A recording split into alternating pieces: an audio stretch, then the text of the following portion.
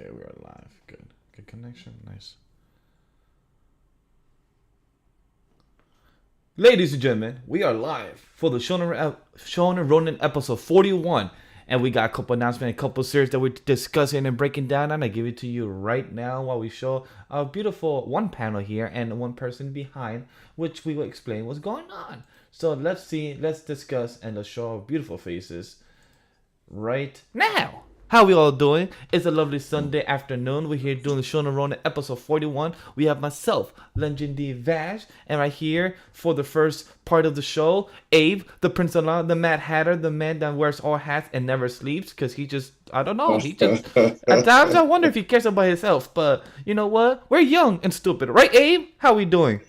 I've been getting sleep the last couple of days. Don't do me like this, yo. I've been sleeping. Probably that's a rare thing happening this month, but then who knows what happened the next couple of weeks. Goodness, not a rare thing. That's wow, not a rare event.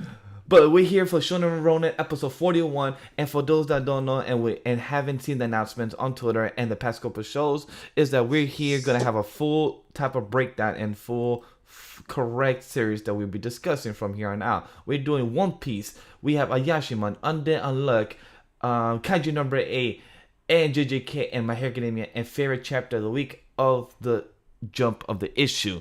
And this will be the official breakdown from here on forward. Just for today will be Kaiju No. 8 after Undead. But from here on forward will be One Piece, Kaiju No. 8, Ayashimon, Undead, Unluck, JJK, and My Hero Academia last. So please, time codes will always be in the bottom if you missed the show. If you check down below for the audio side, as always, appreciate Abe, who is our audio editor. And for those that see YouTube side, right there is the time codes on the screen or the description down below. And who will be joining the show is Ray Apollo after he comes back from checking houses and cribs. And we have Spicy on the behind the scenes right now until we pass One Piece, Unluck, and Yashima, because she's not currently cut up, but she will be on the show for Kaiju No. 8 and JJK and My Hero. So let's get straight to it with the announcements and intro out of the way. To first thing first, One Piece, the GOAT, chapter 1049. Abe, kick us off first. What did you think of the chapter of One Piece 1049? First of all, I love the the cover page every One Piece chapter because it tells its own story. So right now it's like, Germa, two of Sanji's brothers have been trapped on Whole Cake Island, and now this one, a mysterious fire has freed them, and I'm like, oh shit, the Germa boys are free. Sanji's brothers about to get their revenges. I love the little story that it tells every chapter. But based off this, we're finally at, you will get spoilers here. It seems that the Kaido Luffy battle is finally concluded. I say finally because I'm not saying it dragged, but I've been waiting for the conclusion. The conclusion. So it's good to get this conclusion. Luffy and what I did like about this chapter was us getting insight into Kaido's background. Kaido and his basically upbringing, because now we know this man is 59. We know Kaido is 59 years old. We saw what he looked like at 10 years old, where apparently he was always a beast, a monster. We saw him at 15, always a beast or monster, and getting recruited by Whitebeard to join the Rock's Pirates, which, for One Piece fans, the Rock Pirates are like low-key the boogeyman, right? They had heavy hitters. They had, that's an interesting way to say it. Okay. Kaido, they had motherfucking killers on that squad, and for them to be bested by Garp and Goldie and Goldie Roger, that caused the breakup of these titans. Like, we've always wanted, we're gonna get a movie. Like, that's what I was hoping for, a side story of a movie. Because literally, you could hold the movie with Goldie Roger. You don't need Luffy. Like, you could literally hold the movie of Goldie Roger and fucking Luffy's grandpa. Like, literally, absolutely. These two against the Rock Pirates. Like, the Rock Pirates are like it's like the NBA All-Stars. It's like the best of the best, where those are the champions of what it is. Like, it's the Mount Rushmore of all the One Piece characters. And to see that fight against the Goldie Roger and our boy Garb, it just shows the excitement of what you could We see need that. in a movie. Because Like, we that's know. perfect. That's a perfect 2-hour movie that you could see. Well, I don't know if we need to make it 2 hours. It is an anime movie at the end of the day. I don't know if it needs to be that long. If I'm correct, But Stampede was like an hour and 45. well, I don't watch too many anime movies in general. Yeah, I do recall. I would watch that movie. I'm definitely gonna watch Film Red. But it was so dope to see this insight and see just Kaido's beliefs and ideology was based off of war. He is a soldier through and through. He is a man of the battlefield. And that's all he's known, really. That's all he's known, and that's how he shaped his worldview. Again, we see that the celestial dragons are truly the big bad. Like, all right, them motherfuckers gotta go. This is what motivates him. And what does he want to do? He wants to bring them down from the high heavens. Come on this field right here with me. Step toe to toe with me. Let's see who really got that power. I fuck with it. That's where his upbringing is. That's where his ideologies come from, and it's cool. But then the Joy Boy references with King, how King has been waiting. We learned several chapters ago about King's special lineage, Lunarian, I believe that was the term. Yeah. And then knowing that, as the fight is going on, as we're seeing panels of the people letting up the balloons, I'll say I don't know the appropriate term, I do apologize. And it's written messages of like, oh, defeat the scary dragon, free us, we want to be free. It's like, keep in mind, again, just a reminder for people who have forgotten or who've just let it go to the back of their heads. These people are laughing and smiling, but it's not out of joy. It's out of pain and suffering. They are forced to laugh and smile, given the defective smile fruits. And just these panels of the people on the ground who are in danger, who acknowledge the danger they're in, despite not knowing that there's an actual physical threat currently heading their way above their heads. You see Mononosuke, trying to garner up the courage to produce flame clouds to keep it up. You got Luffy and Kaido fighting each other. You got Kaido having his flashback and saying, and I loved it how it ended, the person will know who Joy Boy is when it's going to be the person that defeats me. And it's like, so I guess we'll never see him because Kaido is undefeatable, but that has not been the case today. And battle number 5,458 of Luffy versus Kaido, it seems like Luffy has finally bested him. So I think there's like round 12 for them, which is honestly, like, yeah, they be going at it. Boy has been going round to round. Like this is literally like a boxing match. Like round 12, ring. I'm like, okay, they said, cool. Fuck the trilogy, yo. We going for a whole series right here. We gonna keep going. Yo, but no lie, in the beginning of the chapter, when the Navy said that I am enlisting you is to join the Navy, I would have been very intrigued if he actually joined the Navy and he left. Just like we again, you probably have not seen the movie, but I think it was not Stampede. I think it was Gold, or I think the movie World War Z. I think one of those one of the bad guys, I forgot his name, but he was also a strong person from the Navy, and he left the army for that because he didn't like it, because he wanted to be a pirate instead. I felt like it was probably a very similar story with Kaido. Facts, Kaido was unwillingly. It's not like he wanted to, but he was used as a political pawn and joined the Navy. He did join the ops. He did join for like 0.5 seconds. To eat food. To eat food. You're like, shit, this is not a cafeteria. This is a fucking battleship. And he's like, but I'm hungry. I'm starving. I'm hungry. That. And one thing that I would have preferred, our boy Luffy said when he said like, what kind of world can you create, Straw Hat? What I would have preferred he said, instead of eat all the food, because I would have preferred that he said a world where my friends eat as much food. I would have preferred where my friends could be free in this world. I would have preferred that he continues to use the free aspect, because you know how he wants to be king of pirates, and when he has said that he's king of pirates, like, you could be the most freest person in the world. But the theme of the eating is if it's Luffy. It does fit Luffy. That's why the people it's fine with him. Can't even eat safe food. Like they gotta eat scraps and whatnot, and they're not even getting the basic necessities really. So I feel you. I feel what you're saying. You know, this is opportunity for Luffy to like to once again declare his goal of for becoming Exactly. Pirates. But I appreciate Oda for still keeping it focused on Wano. Still keeping it focused on Wano. The freedom part will come later. Because how would you feel if he drops that line now? Then the next arc, that may present an opportunity to drop down. It's like don't. It loses its meaning if you're Yeah. constantly I'm for freedom. It's like all right, niggas. All right, let's keep it moving. All right, like let's keep it pushing. So I get what you're saying for sure, but I'm content. I'm content with the translation. Same, like it's not horrible, but I understand why they use it for this.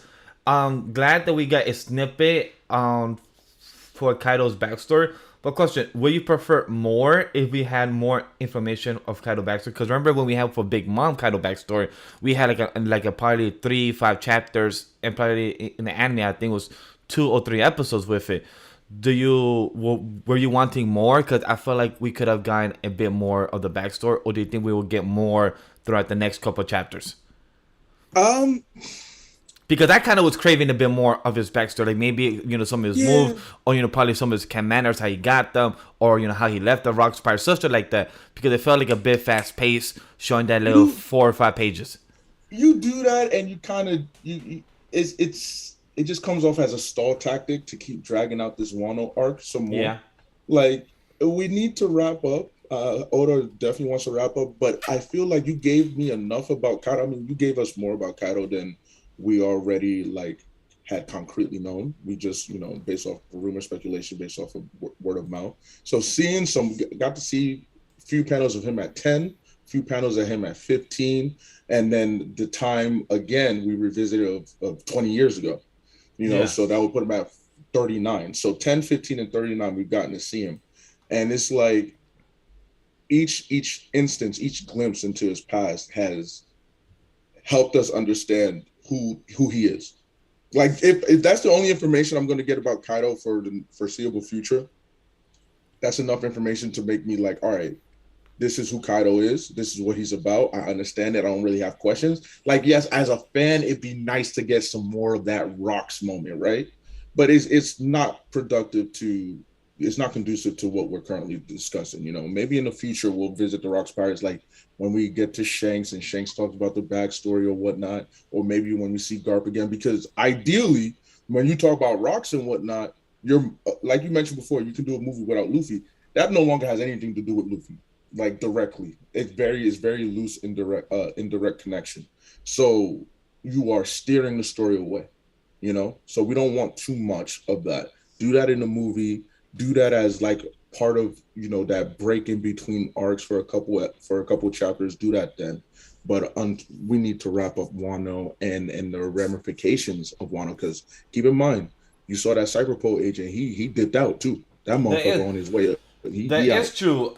I didn't notice that. I think it was in like a page like 12 was it or something like that. And I noticed that like he just did like there was nothing in that panel other than him to dip it. So I'm like, is he going back to government? Is he gonna relay the message, or is he gonna get our boy Lucci? What's going on? Because boy just dips. So I'm like, there's something extra going on there. But that's what Oda and his mangakas do. They add a panel, but they don't waste that panel for reason. They had that because they're gonna come back to that 2, 3, 5 chapters later of why our boy CP0 just did. Yeah, so it's exciting. There's One Piece. I mean, we have 2 weeks to the next chapter, 14 days, which is like, but order, do what you gotta do, right? It's just so exciting. You can gush about it, and I know you've had past guests like Aniki and whatnot. Shout out to all the One Piece content creators, who really spend a lot of time going over the material, studying the chapters, and providing such W. Here's me talking like I'm on Twitch. That shit, I'm gonna be at a wedding and be like, "Yo, W." I'm like, "Nigga, what?" You're like, You "Yo, be this like, is I'm W, on bro. Luffy. Let's go. It's a W right here." Be like, "What are you?" Anyway, W content y'all be making, so appreciate y'all for putting in the time and effort. It's just, how can you not love One Piece? I mean, aside from not wanting to start it because it's so much. You know what, I'll let y'all have it. But for those who read, who watch, how can you not enjoy it? It's not perfect, but how could you not enjoy it? It's so fun, exciting. Exactly. Like, I don't know why, but this line from Kaido made me smile. Like the last page literally said, "King, I think I know who Joe Boy is. Who is he? He is the man who shows up to beat me in the future. In that case, I suppose we will never see him."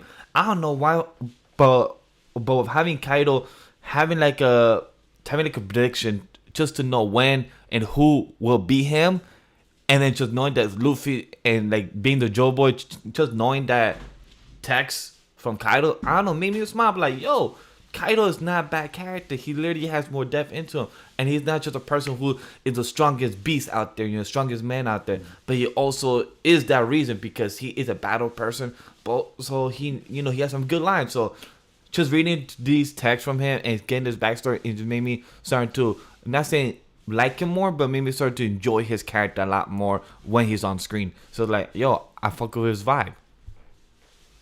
Absolutely. It's as simple as that. Fuck with his vibe. Like this dude is Kaido is that dude. Kaido is that dude. So we'll see. We'll see.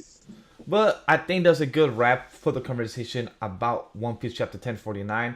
I would like to discuss Ayashimon, the next series, because this one was a bit flame, if you know what I mean. So, Yeah. hey, you was talking behind the scenes that Ayashimon was fired these past three chapters. How about you give It me your was. thoughts about this? Yeah, so it's I like the story of Ayashimon. First of all, anything to do with shoot, I had the yokai. Yokai, Anything to yep. do with yokai It's is really just interesting. always, yeah, it's always interested in me. Like one of my favorite yokai shonen was Nora, Rise of the Yokai Clan, and that's something I actually came into knowledge of recently in the like last past 2 3 years, and the anime came out in like 2010.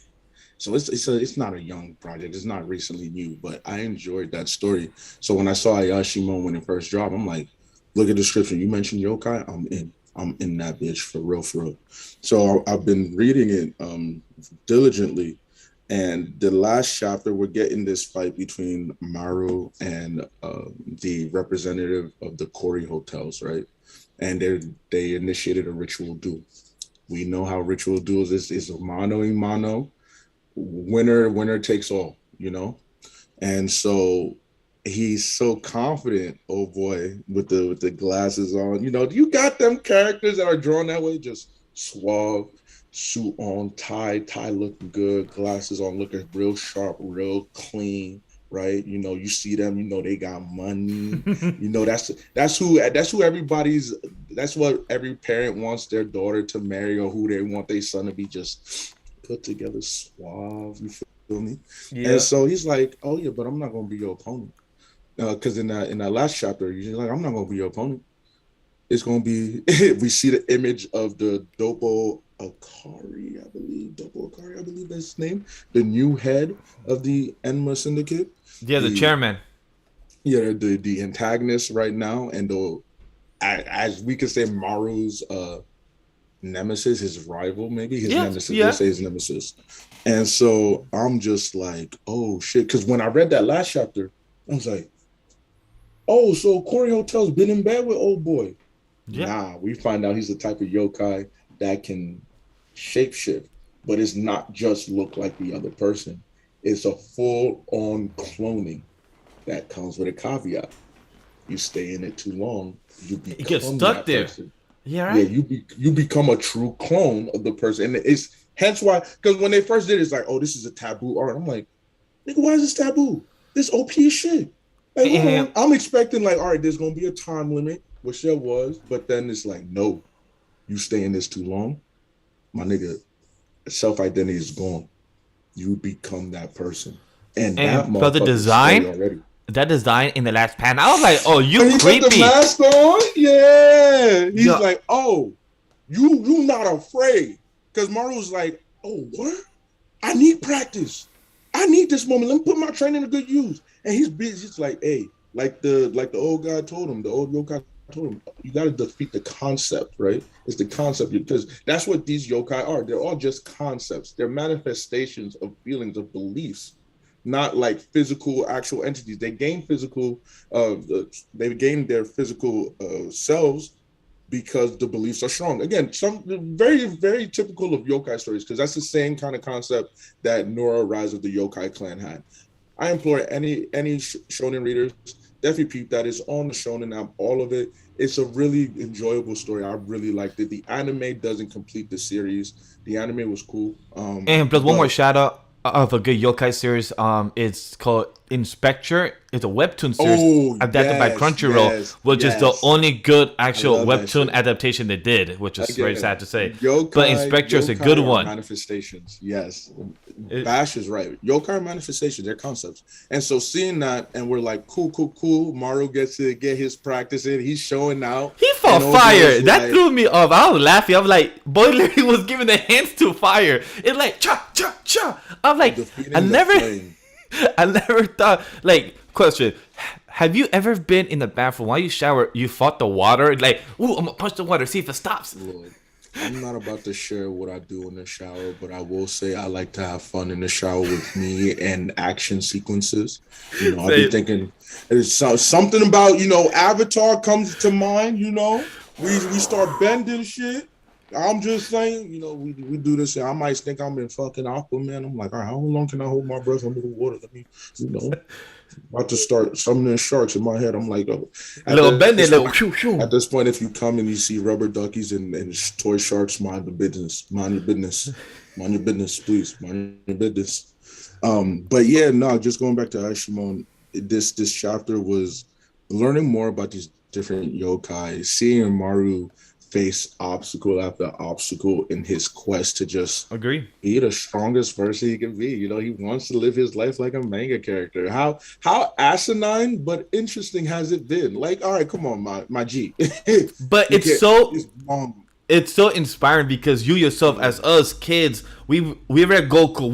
We have said the phrase over 9,000. We wear the shirts that go to the gym and that has our boy Vegeta on it, that has our boy Goku. Like, we get excited just to see those scenes. So just to have those characters, it gets me very exciting to see that you are inspired by your own type of world of manga, and you want to be like them because it inspires you as you want to be the MC. You want to become no type of side character. So to see Maru, see what he's doing, and see that he wants to fight and he wants to support, he wants to give them hands because he's been training at such a young age.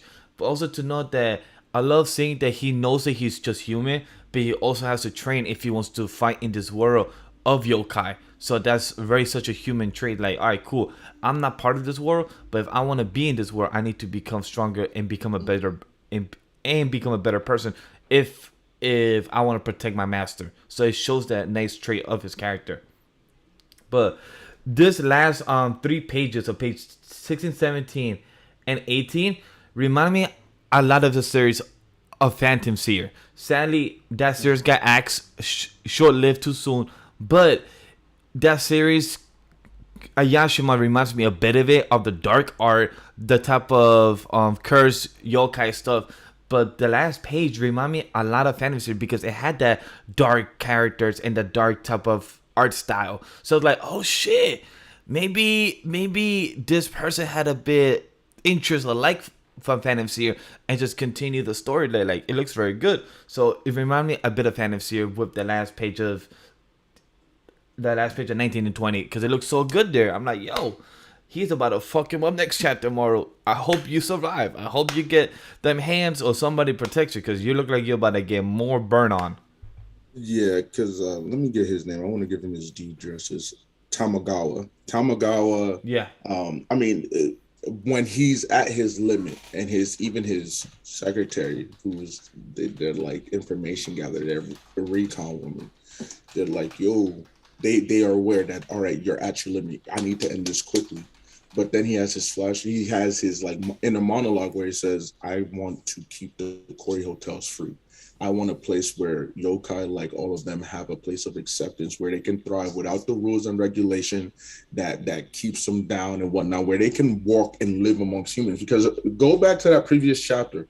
How dope was it for them to be fighting each other amongst humans and being on the lower? Like, dog, I wish I was here last week so I could have talked about it. But dog, How dope was it? Like, oh, you got a member of the shoot, what was the name of Maru's group? I forgot. Oh, I You forgot have the name. them, yeah, you have them going across the human's head to drop kick the attendant behind the counter and be like, hey, so you would like to check out, right? Like, okay, you keeping business running too. How dope was it for people to fight behind the luggage trolley and is another person who's right? in the fight is like, I got you. I can't join the fight You right now, jump. but we're gonna make sure they don't.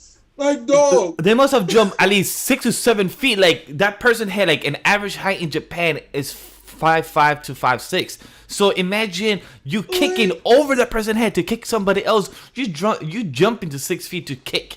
That's not an easy task. That's hard to do, even for anybody that's a fighter. So like, it was so dope to me. So it was just like, yo, the mutual respect was really dope because they didn't have to do that. We could have just gotten like, it's an all-out brawl, human casualties. You know, we've seen that with like JJK, human casualties. It happens. But this one, they're like, no. We humans stay out of it. This is yokai business. Plus Morrow, and you're just like, oh shit, I fuck with it. So again, Tamagawa's his whole belief, he's doing this to protect the Kori Hotel, so he's willing to risk it all to become one of the enemies that to that piece, to that threat. He's willing to risk it in order to protect them here and now. Is it stupid? It could be, but also you just gotta respect his resolve. You gotta respect his dedication, and it makes you understand that like this guy isn't doing it because he wants to be in power or whatnot. Because what does he says? He answers to. He doesn't answer to the Enma Syndicate. He answers to the one, I forgot. It's like Kiyoshi Bushi or some drone like that. I'm sorry for butchering it. My Japanese is piss poor. But the yokai that actually is the fucking building. Like from his balls. From his balls. He's from this actual building. And it's like, yo, bro, this is crazy to me. This is absolutely absurd. Like, this is so dope. I respect it. Whatever happens. I respect it. Ayashimon has been one of my, favorites along Sakamoto days, honestly. And 6Ps has been one of my really favorites. 6Ps. So I've enjoyed the shit out of 6Ps. So would you recommend it? Because I've been hearing good things, and I've been hearing the art's fantastic. So yeah. The art is unique. It's crazy. The art is very erratic. It's very energized, and like it's fun, cute moments of like the MC. His head becomes a star. When he has those innocent, cute moments. It's wholesome. It's very wholesome. I enjoy 6Ps a lot because it's not your action. Currently, it's 32 chapters. Okay. Yeah, it's been good. It's done an easy binge a day or two. Okay, yeah. I'll do it. It's a quick read, and it's music. It's based off a sibling and a kid and his siblings and the whole world of piano and how people use music to tell stories, to paint imagery. It's really, really, really just wholesome. And it's a nice, for sure, also it's an enjoyable palette cleanser to all the action shonen that I read and whatnot. And also to the like non-shonen stuff I read. It's a very nice palette cleanser. Copy, heard you. I'll check that out then. Do you have any last thoughts about Ayashimon before you leave? Because I do want to see if we could have a quick discussion about Undead Unluck, because that's this chapter of Undead Unluck. Wait, you didn't get the chance to read it, right, Abe?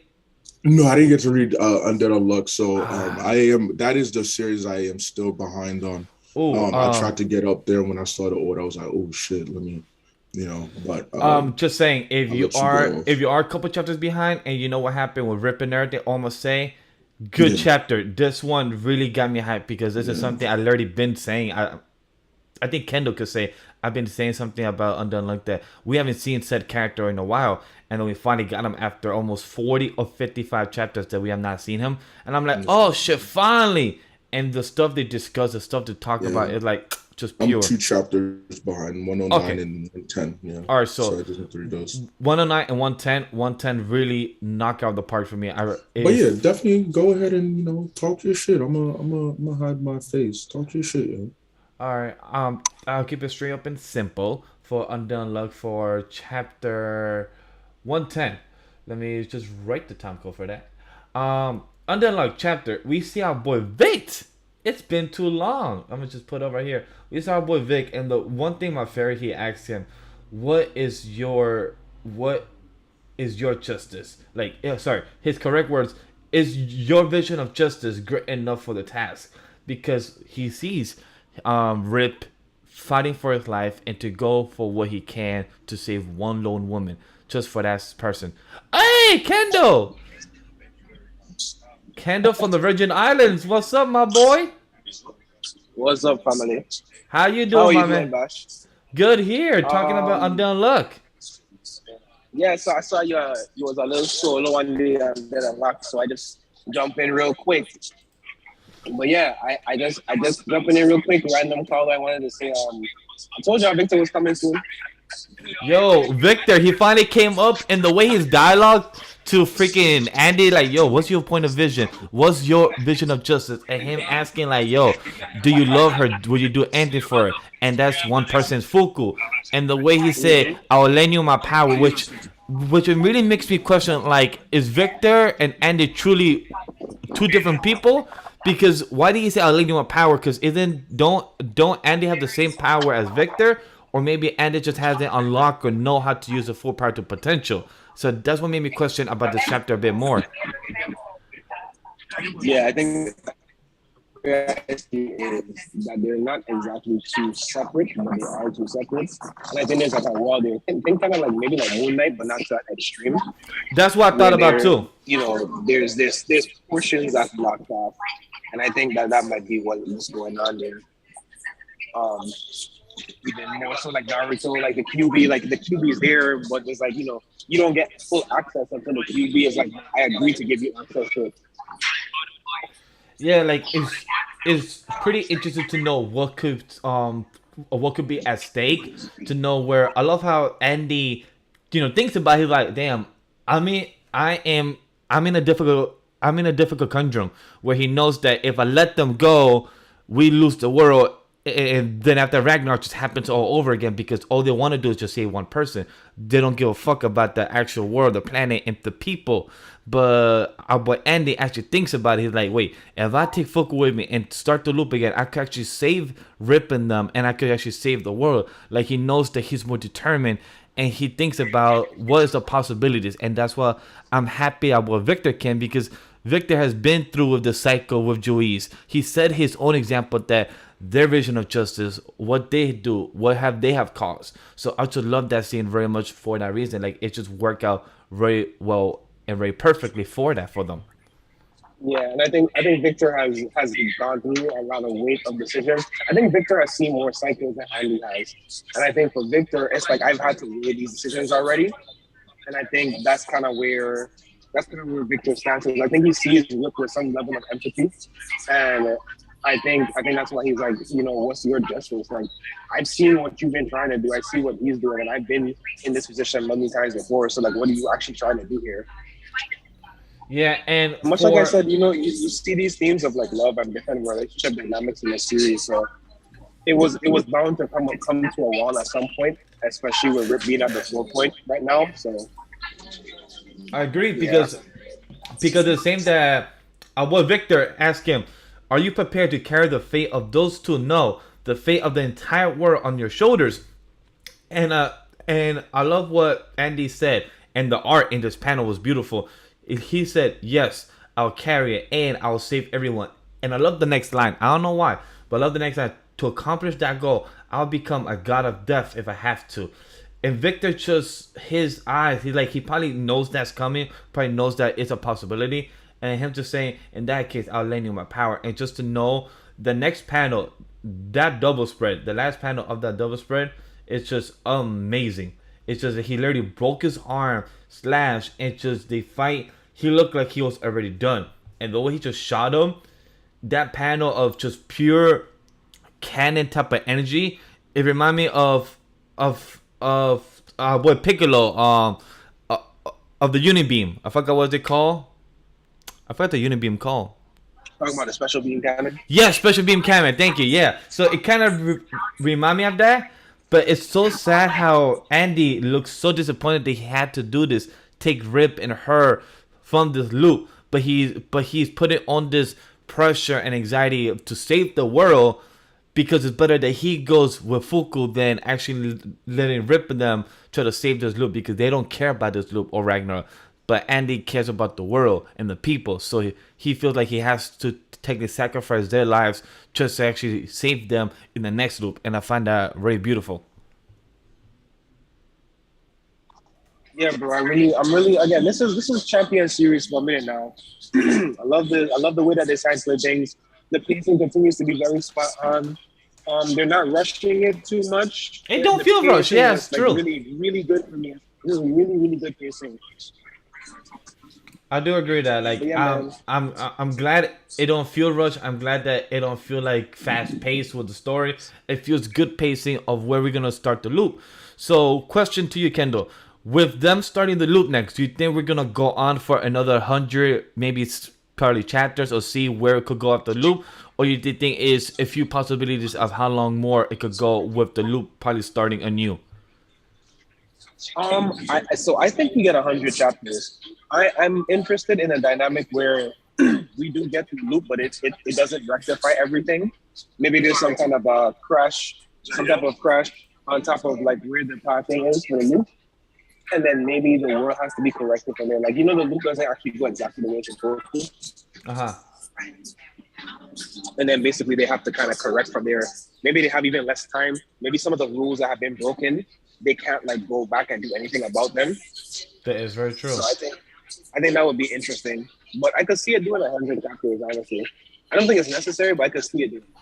Same. I don't think it's very important to have it, but I think that is very needed to see, because if he's going to rebuild a union, that is definitely very possible for them to have it. So it is very possible what could occur with the rebuilding union. Are we going to see Juice? Are we going to see other characters come back, and are we going to see them rebuild as a group? And probably some characters that we know were good are probably bad now because of the loop. So there's a couple possibilities with characters that we haven't seen or have seen in a while. So who knows? I think Andy's gonna want to preserve Julius as best as possible for the sake of Victor, because I think he's keeping everybody in mind. You know what I mean? So I think that has to be a rectification as well. Agreed. You know. So I'm good with Undead Unluck. I think we did discuss it very well. How about you, Kendall? Yeah, I'm good with it. Are you gonna join us? Are you gonna join us for Kaiju No 8 or no? Guess not. Oh. Yeah, I can do Kaiju real quick. Alright, so for Kaiju No 8 is chapter 62, and perfect timing for the transition. We got our girl Spicy Later Entertainment here for the Kaiju No 8 and JJK and My Hero coverage for the last 3 series. So Spicy, start us off first. What did you feel about Kaiju No 8 in chapter 62? I just love Iharu. Iharu is my son. I called it when I first saw him, and I love it. I love that we're getting more of the weapon numbers. I'm glad we're getting more of like what they do and what they can cause for its users, because we already know like it shortens their lifespan, all the other fun stuff, but we're actually seeing like the personality of each kaiju within matching the personality of its users. And I forgot his name. Love him too, but like we're really seeing like how important an emotion can affect this connection, and seeing homie really lost because he wanted to help Kafka, and then seeing Iharu just coming like, look man, I just like, you my dog, I want to see you do great. So I love reading it. I love Iharu again. That's best boy. It's my son, so I'm loving it. Abe, how about you, my man? Man, there's a lot of, how we enjoy series where they do a great job of fleshing out and giving substance to like the supporting characters. Kaiju No 8 does that very, very well, because it's very easy to like this. We don't need to learn anything about Haru. Haru can just be a fucking bystander for all we care and whatnot. But the fact that we're getting Haru and seeing just his own development, his own thought process about this whole thing. Previous chapters, we can tell like, yo, he feels like he's lagging behind. He used to be top dog. And that's something that was so crazy to me, just thinking back in my own personal life, when you go from elementary school to high school, you could be top dog in your elementary school real easy. You could be the best of the best. Yo, for me, from kindergarten to 8th grade, I was winning every fucking award at my school, right? I felt like I was top dog. I go to high school. Oh, now I'm with top dogs. Like, okay, I am no longer the cream of the crop. I'm like average compared to a lot of these niggas. I gotta work harder. That's how Haru has been feeling. So using this moment, while Reno himself is going through his situation, which I'll touch upon, Haru gets a chance to shine and be like, yo, I don't want to be left behind. So I'm gonna put in my own effort. And it's subconsciously too, because even the captain is like, hey, yo, what was his power level again? He's doing that. That power level is doing this. It's like, oh shit, that growth. And how that interconnectivity between characters, they feed on each other. One character doing well benefits another one. One character not doing well benefits. I love that connectivity between characters in a series like this. But going back to Haru and just finishing up on Haru, you see that he is basically going through, surpassing his own limits. Shout out to Black Clover. He's surpassing his own limits, and he's trying to reach out to Reno. And then when we go to Reno too, we're like, yeah, we always knew Reno's mindset and philosophy was like, I need to be stronger because I need to protect those who need to be protected. Like, they're protecting us. Who's protecting them? At least let me protect them. And when I think of him, I think of One Punch Man. I think of a freaking Saitama, and I forgot old boy's name. About Genos? Genos, yes. I think of Genos and how he feels about Saitama. You know, he has that sort of relationship where like, yo, Saitama is the cream of the crop. He really does think I need to be up to par so I can be of support to him. I don't think I can surpass him, but I at least want to be support to him. That's how I see like Reno and basically every character in the series. He wants to be there. So I want to be that shield for you guys. And I love and respect that. But we also learned that with number six issue is that it like amplifies to an obsessive degree. And we're seeing that in Reno's head. We're like, yo, I need more. I need power. I'm weak. And it's like, hey, yo. So we're thinking like, oh, okay. That show's getting dark for a second. Not dark in a bad way, but dark where I thought in most manga storytelling, I thought he was gonna return to the kaiju or from the kaiju. But I love what you said. Like, this was technically more like the captain said, this was more human desire. This was more human growth. Like, you know, like us humans, we feel some days the weeks, months, we feel like we cannot do shit. We cannot push ourselves. But he wants to push himself because he's tired. He saw his friend getting arrested and he couldn't do nothing about it. He saw that his friends were getting hurt. He wanted to get stronger, not just because he has access to power now, but if he has access to this power, if he could control this, if he could have a well underdeveloped power under his belt and he could help others and protect people, he feels like that's such a gift. And now knowing that gift could be taken away, it's like, it's so beautiful for that. And I just love for this chapter that his boy, our boy Haru. Thank you, Haru. He that has kept chasing, and he's the one that's jealous of him, not because of bad jealousy. Punching through the ice like it's nothing. He's like, fuck this ice, yo. I'm getting in that. I'm getting to my home. He ended the conversation and was like, right? And it was like, that's my son. And that's that panel at the end saying, well, Reno, just, you know, like, just waiting for that hand, like, yo, we gonna do this together, right, bro? Like, if I'm not doing this by myself, we are doing this by ourselves.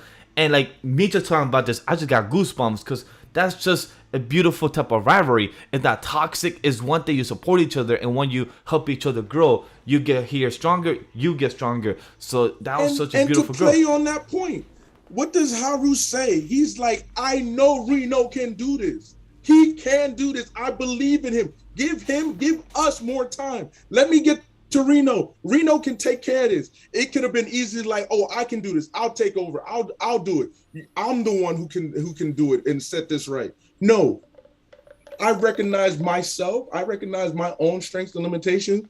But I know that guy Reno, who has worked harder than a lot of us, who has worked hard. I know he can do it. I love that. I love that camaraderie.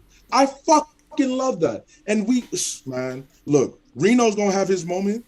And this, like Spicy said, that last page, well, Reno, him right down, offering a hand, not standing up, and no, he's damn near at the same level. Yep. Offering his hand, like, yo, grab. You know what? We think of, y'all know that meme of Arnold Schwarzenegger in the Apollo, right? Y'all, oh no, so is this Sylvester in Apollo? Like, yeah, we grab fists right now. You know how it is in Predator with Arnold Schwarzenegger. This is that moment. It's like, all right, we in this. Come on, me and you, we in this together. I can't wait for it. It's bi-weekly. It's killing me, but I can't wait. I can't wait. Such growth too, because we know that like the past couple of weeks, Haru has been like, I'm falling behind, and trying to basically figure out what his role is in the whole equation of things. So you see that come full circle, and then on top of that, you know that Reno from the time we have seen, Reno has been hellbound on being responsible for what's going on in the society around him, and having people that he cares about has only amplified his level of responsibility. So to then see the combination of what we haven't seen, and then we haven't seen Reno for a long time, he comes back in super hard mode. He loses himself in his responsibility. Like in the quest for being the responsible, in terms of caring for his people, he loses himself for a moment, and then you see Haru is like, okay, I know what I have to do. In order for me to get to the next level, I have to help support my guy. So give my guy a chance. If he can't get a chance, I'm not worth anything. Yeah. If I can't give him a chance to get to where he needs to, what's the point of me even being here? Why am I here? Like, all that top dog shit is like, it's pointless. I'm useless. And I respect that, because not everybody can be top dog. You can aspire. Like, I get it. Everybody's like, yo, be your own person, be independent. People fit into roles, you know. Not everybody's meant to be a leader. Not everybody's meant to share the same style of leadership, first of all. Some people are great supporters. Me, myself, I consider myself to be like the person who likes to be behind the scenes and support. I support as much as I can. That's my role. I recognize that. And how can I best use my role to help everybody else? So seeing that these are young cats, men and women right here, recognizing like, yo, what can I do? I don't need to be bullheaded-ish and keep banging against the wall, being like, yo, I'm trying to force something to happen. That's not me. Instead, I'm recognizing, what can I do? And not only to help myself, but to help the people around me. That selfless act in such a society where it's like, yo, you need it. You really need it. Because any day, one of y'all motherfuckers could get got by a kaiju.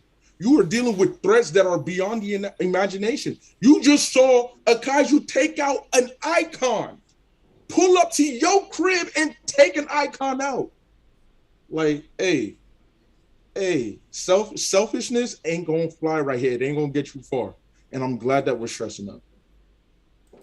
I agree. Because I was gonna say, like, I like how also the captain also was like, yo, what's going on here? Like 24% and plus performing like this, that shows you that what the number says, it don't matter. Like, you could say that you're doing 18%, but your skills, your motivation, your hustle, you're surpassing the limit even at 24%, because he was shocked of how good he is doing with the hustle, with the running, with the speed, because it shows that when you have that type of adrenaline in you, don't matter what you're doing, because you're about to surpass whatever real strength you got or not. So it just shows that our boy Haru, he was ready to put them hands and get his boy back on the same 2 feet.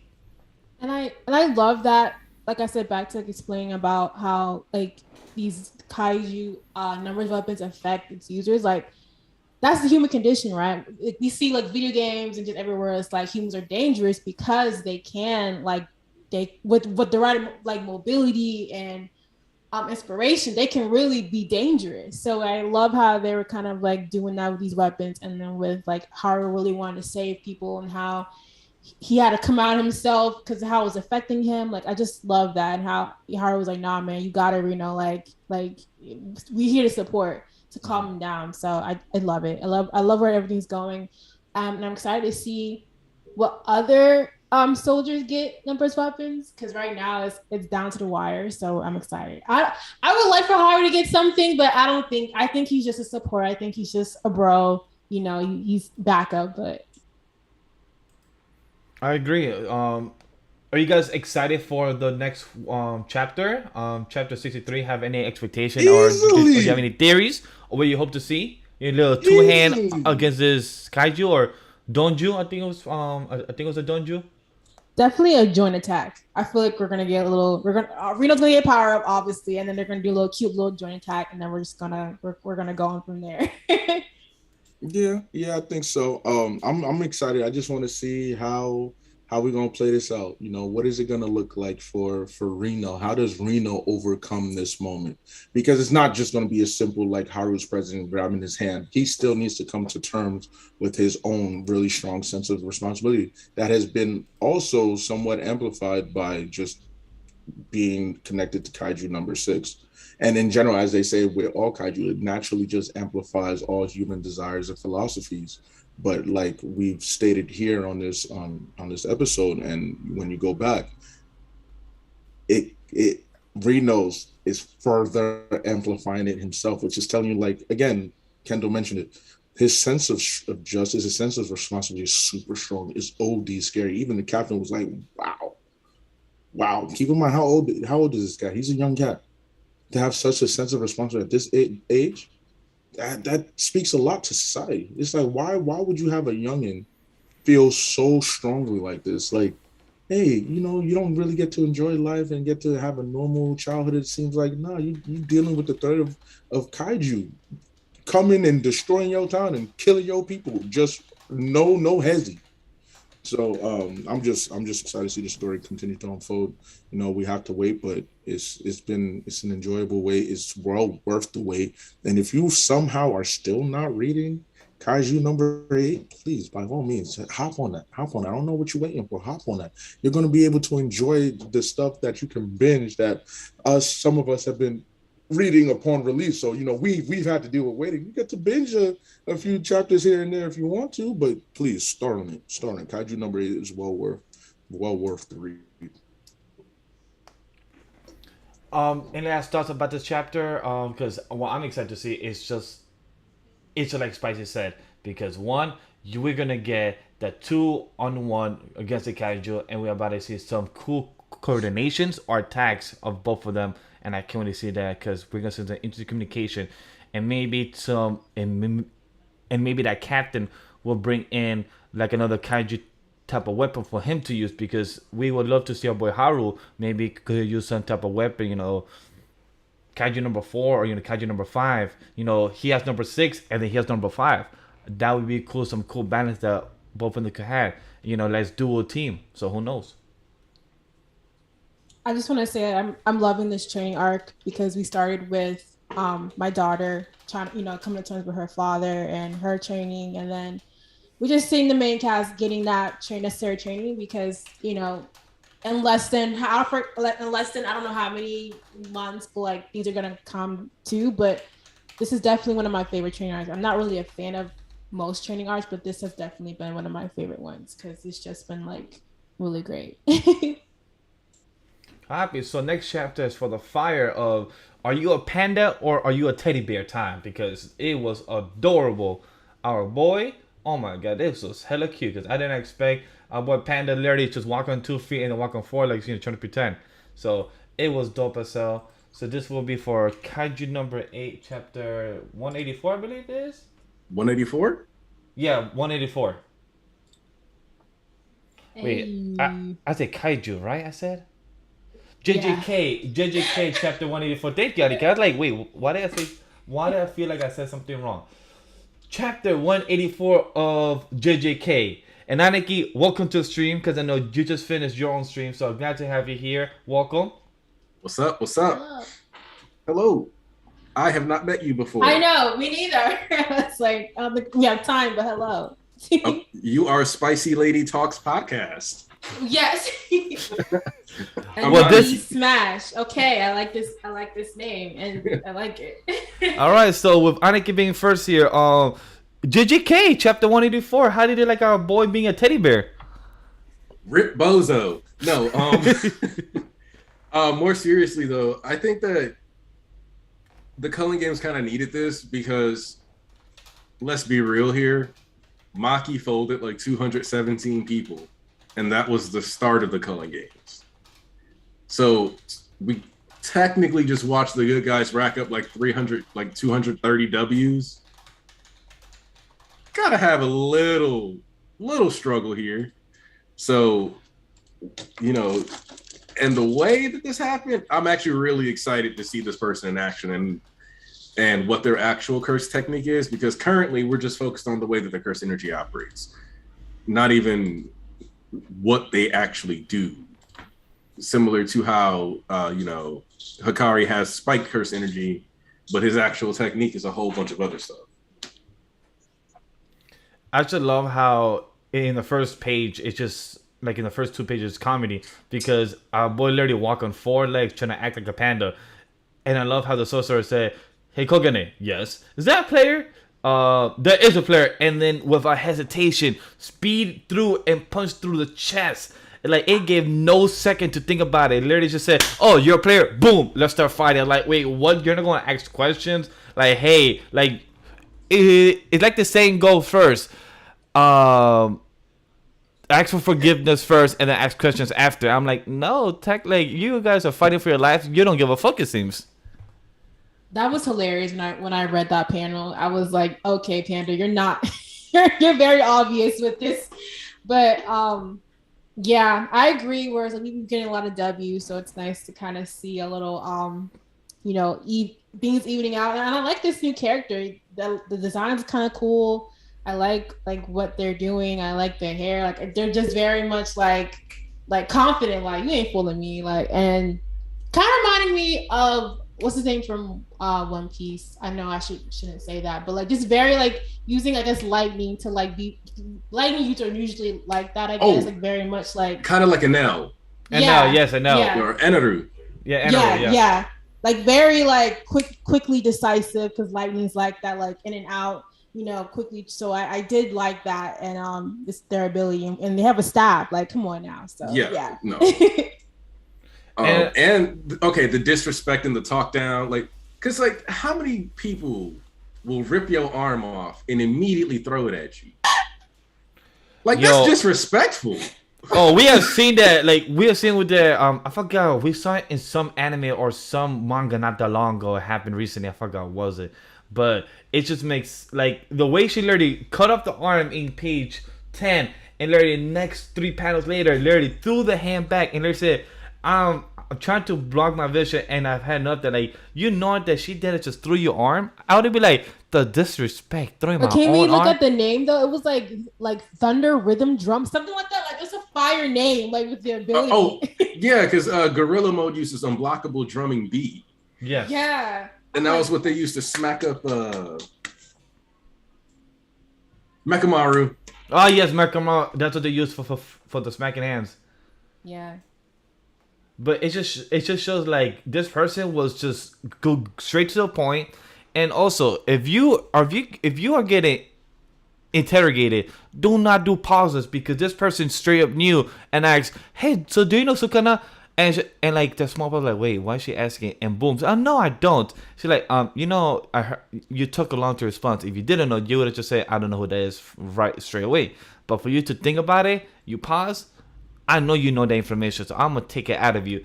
And she just took a whole type of insect and ate the panda, I believe, or did the panda evolve again? So she transformed. So what happened is that Panda transformed into Gorilla after Panda got his ass beat. Gorilla got his ass beat, and then Rhino came out. Okay, so that was the next evolution. So she's like a rhino or a triceratops or something. That's why he goes, "My sister is a shy girl." And then transforms, and it's like, anyone who meets her eye, she kills to hide her embarrassment. So she was gonna immediately try to kill Kashimo, but it doesn't matter if you're like switching personalities, because all the charges are still on that physical form, and it still has that cursed energy signature, and that's how that like technique was used at the end. It just shows that, but what I'm curious is that why is she asking where's Sukuna? That's more like, what's the reason? Like, is this one of his followers from all that long ago, or is this a person that has a grudge against Sukuna that wants to finish it? It gave me grudge types when they were asking. It didn't really, because when people ask, it's like a loyalty, or like in Shibuya with the one. I forgot their name, but it's more of like, this one was like, yo, like, I'm active. I want to, like, where is the head haunch and all of this? So I think it's a grudge, but we'll see. But they definitely seem like a wild card to me, and I would love to see them go against Yuji because I think they kind of have like similar like like I guess like activeness when it comes. So when they do meet Yuji and then realize that, it's gonna be interesting how they interact. Also, in the chat, they also said, do we feel this fight was impressive because we know Panda is not the strongest out of the crew?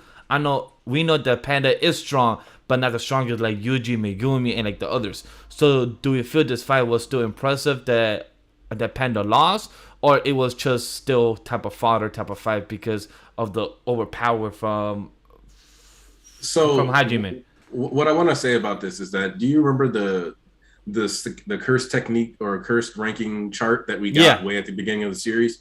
So Panda is stated to be a level 2 Jujutsu sorcerer. Yeah. And I think Toto recommended Panda for rank 1 recommendation. Yeah. If I remember correctly. Toto got, so Shibuya was more or less their test to see if they could be ranked as grade 1 sorcerers or not. Which I would say that Megumi did pass, and I would argue Yuji passed, but definitely whatever. But in the case of Panda, we didn't actually see anything out of Panda. So Panda is basically like this rank 2 Jujutsu sorcerer, and we could look at Kashimo here, like based on this fight, as at minimum a grade 1. But when you're so cleanly overpowered, it makes me feel like Kashimo might be a special grade sorcerer. Same. And the reason why I think of that is because of how the cursed eating technique worked, where it was like if you were 2 grades above someone clear, you could just instantly one-shot them with your technique. Where if Geto needed a grade 2 or below curse, he could just eat it without any issue. And so I kind of feel like him just showing up, running through Panda like that is like, it's not even kind of an issue. No phase of Panda gave Kashimo any trouble. I don't know. So it's a tough sell so I'm like, Kashimo's at minimum going to be grade 1, high grade 1 to me, like this one of those supreme grade ones, you know. And as for that grudge thing, I think if it's a grudge, that would be because of something that happened like bloodline wise. I feel like this is another reason why I think that Kashimo's supposed to be a special grade, and that I think Kashimo's actually looking to fight Sukuna because Sukuna is so legendary, and that the staff is kind of like an allusion towards like the Monkey King type beat, where it's like trying to like be the greatest. So you think it's more like a battle junkie, so that's why they want to fight. I was like, for the reason to test their strength. Like so the Monkey King has always been known to fight and known to always fight the strongest. Similar to Ishigori, who, you know, he came back because he couldn't get that fill in his life. So we have this established precedent where some of the people in the games are like, man, yeah, I was a Jujutsu sorcerer, but I don't feel like I got to let it hang like I should have been, you know, like I was out here raising a family, so I stopped racking up bodies. And I don't know, I just feel like I could have taken more lives as a sorcerer. And I want that opportunity to prove that to myself. Because that's ultimately what Ishigori was doing. And that's where I feel like this person's personality clearly comes into play. And I believe Ishigori was also from 400 years ago. Yeah. So it kind of seems to be that 400 years ago, to be a Jujutsu sorcerer was to go out and kill people for fun. Yeah. I like to do bad things with my friends. It's fun to do bad things. Yeah, just start killing people and just start being tough and be a whole gang as just you kill with your curse energy. I do love that, like a bloodline thing, because we're seeing that with what's his name? I'm trying to blank. Huh? It's kind of like a theme going on with the bloodline.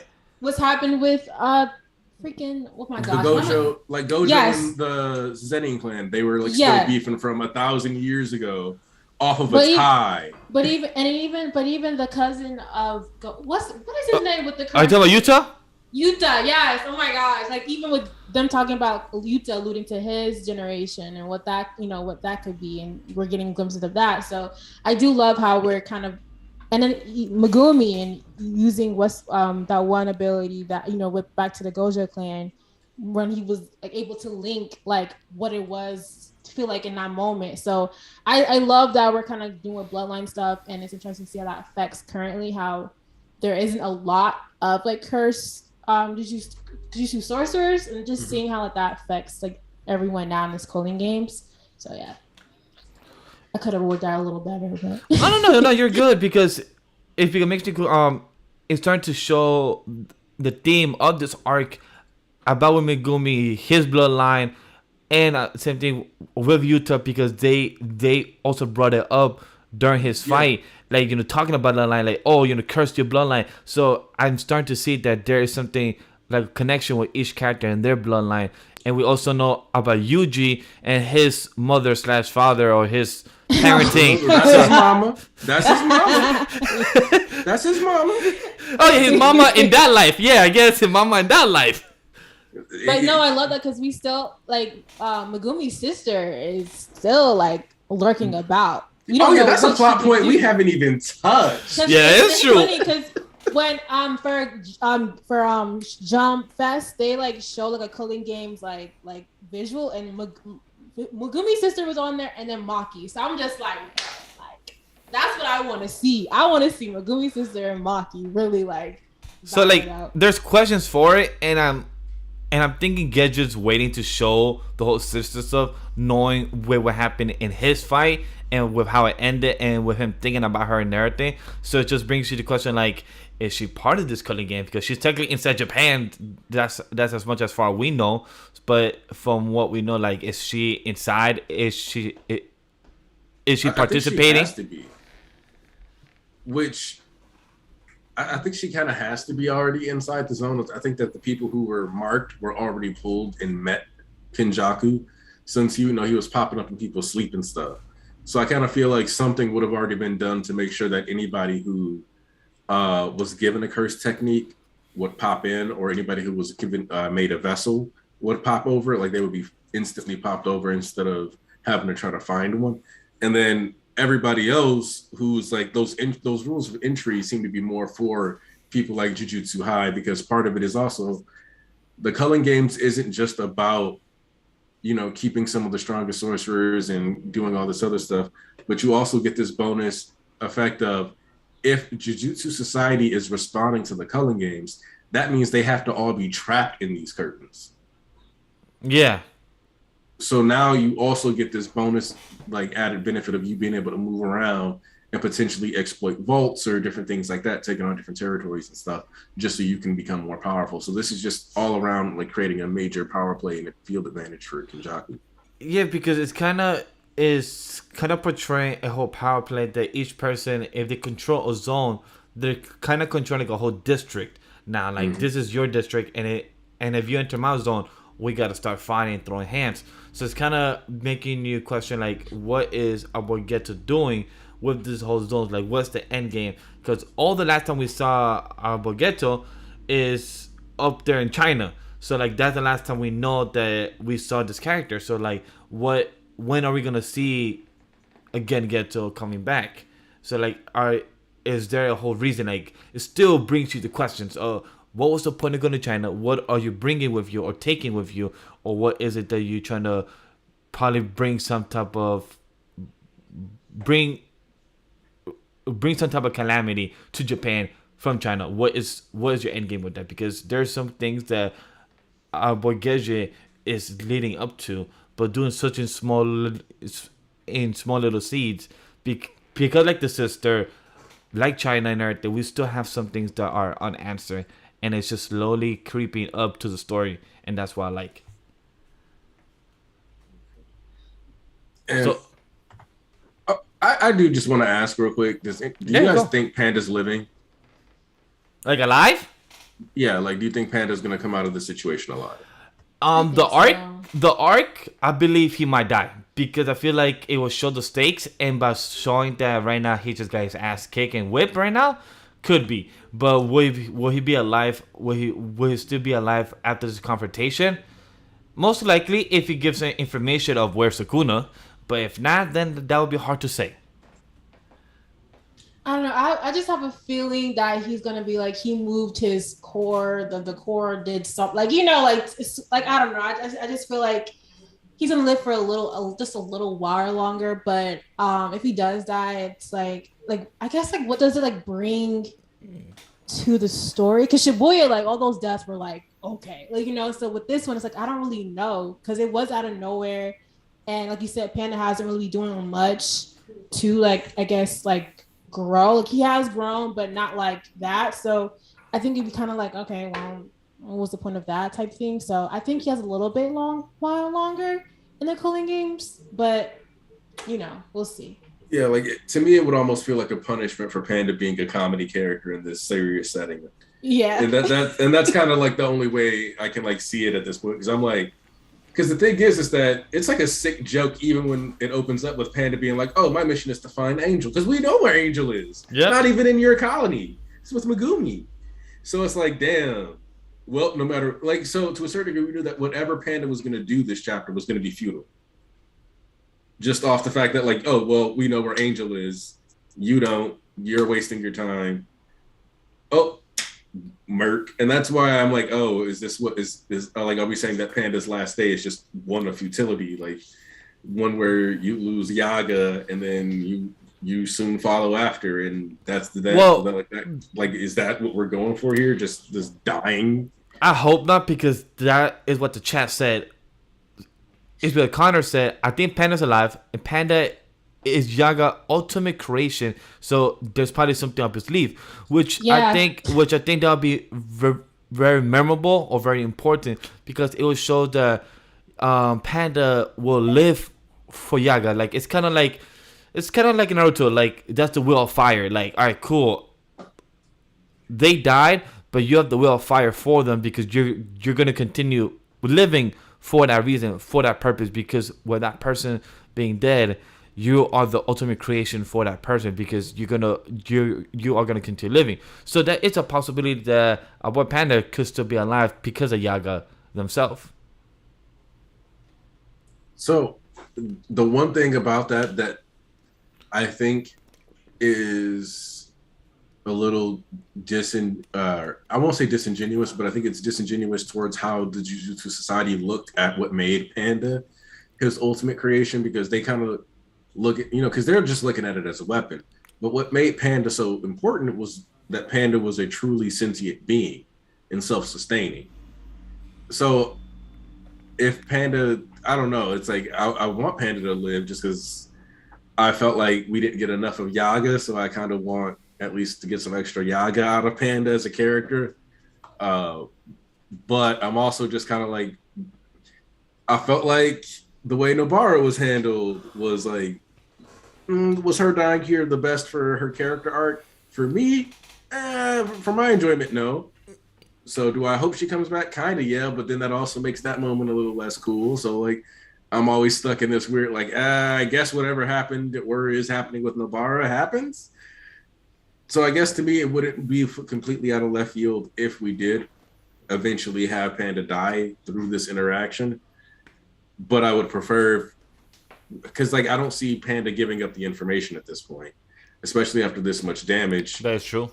Like, so I'm trying to figure out, like, would Panda really give up Yuji?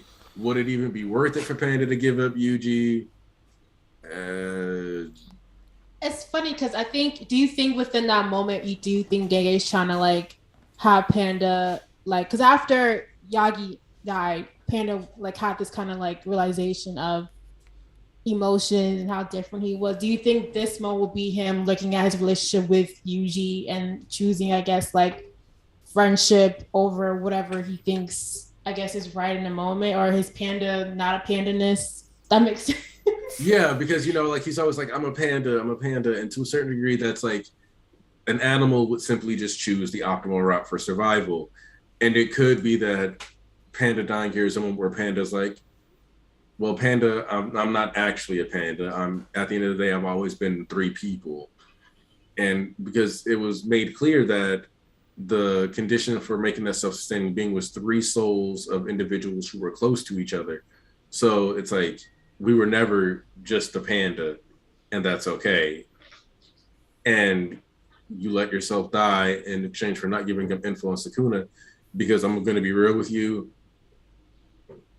Yuji is not ready for Kashima. Oh, hell no. Definitely for sure. Like, Yuji is just not prepared for this. Sukuna is. I think Sukuna could be fine here. But we also still don't even know what Kashima's true technique is. because that's technically like a byproduct, like that separating of the charges. That's just utilizing the cursed energy well. That's not stated to actually be a technique.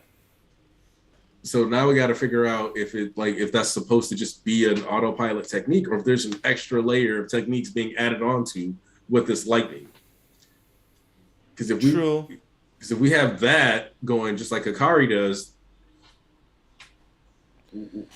then fighting Sukuna, it could actually be something of merit, you know? It just shows because, for example, Connor also brought it up that in Yaga's death, they was also asking information of how he did the mutation for Panda. So they was asking information, but he chose to die for Panda and not let the information be revealed. So it's kind of the same thing for Panda in this situation. Because that's why I said that he might die in this arc for that reason. Because like you're having a parallel for Yaga in his death because he chose not to give the information. Now Panda has the same random consequence that if you don't give this information, you could die right now. So, but like we know in most type of mangas, friends do not abandon friends. So with Panda, would it really abandon Yuji and give the information of what Sukuna is? Or you could give false information, say, oh, Sukuna's over there. But we don't know if Panda actually knows where Yuji is still. And you could give false information, like maybe they don't know that Yuji has Sukuna. So it could be a truth and a lie. You know, a little truth and white lie type of story. A truth and one lie might be the best way to go about it, or like two truths and a lie. Yeah. Just because that could lead to Panda maybe getting to live. Because while Kashimo seems to be a battle junkie, there is a chance that that same battle junkie tendency will lead to a bit of a nobility to that aspect. Like, all right, cool. I told you I'd let you live, so you get to live. I'm gonna go beat somebody else's ass now. Bye. That's right, true. Or, because like really, like hell, honestly, another person walking by could save him, because Kashimo is literally like going from fight to fight to fight, apparently. Like doing the Yuta train. Like, I'm just gonna find anybody who's around and fight them. Because the fact is like Panda was walking away, and Kashimo was like, "No, let me make sure I should be beating your ass." Ah, yes, like, I should be beating their ass. Yeah, like she said, "Hey, yo, is that a player?" Oh yeah, that is. Literally gave it like a 1 second. Literally just gave no type of hesitation. Said, "Oh, hey, do you know this person?" No, it just went straight to hams. And I agree, sir. I disagree. I don't think Yuji would get cooked that fast. I'm sorry. Yuji got them hams. Yuji is starting to learn his curse energy, and Yuji got the Black Flash, and Yuji got the Divergent Fist. Yuji has some chance. Not saying he will win, but I don't think he will get the L. I think he has some chance to at least understand the fight and have some way to actually defend himself. I don't think he will lose that fast. I have to disagree there. I'm sorry, that pen of them just throwing fist up in his face. I'm just like, damn. Yeah, I was looking back at the pull up where it's like, pow, and then just whack, whack, whack with the staff, and I'm like, ugh. Just nasty with it, man. Like immediately put Panda down. Disrespectful. That's the thing that's like killing me. It's like it was like Panda steps up. Well, the thing is, he's like beats Panda before Panda can even like react. It's like, oh, this dude's really strong. Gets smacked into the freight. Gorilla pops out. Does one swing of an arm and loses it, and immediately starts getting beat up. Like, it's like how quickly like you just whoop through these phases. It's like knocks Panda's like fist down, then start punching like you ain't blocking nothing, bro. Like what you want to block? Oh my gosh! But yeah, I like this new character. I'm excited to see like what they're gonna bring to these next chapters, because that ending panel is very like, ooh, we'll see. Yeah, like, because the other thing is, it's like when the other two got like when the other chorus got beat up by like Mechamaru and stuff. at the very least, none of the bodies took this much damage. But this is like we saw the arm sprout too, so it's like lost an arm, sprout a new one because you transform, lose that arm, sprout a new one because you transform, lose that arm, because the right arm got blown off all 3 times, I think. Because if you look, the rhino panda arm is flying off in the air. Is it for the panda right arm? Yeah. I think he got punched, but it's hard to tell in that page. If you look at page 18, for example, Rhino Panda's arm is flying off. Like if you look around midway through towards the left of that page on 18, you can see that arm is flying off. Gorilla Panda got its arm broken off, and then I'm pretty sure. Or actually, no, the first panda might have been just got his ass beat. Sorry. Yeah. That's what I'm saying. Like, just got his ass beat ridiculously. Yeah, well, panda armor is hard to tell, but still. So, Alvarez made a good joke. There's a reason pandas are endangered species because of Camino. I'm like, damn, how you just give the endangered species to the panda because of his fault? But it's funny though. Hey, he's not helping.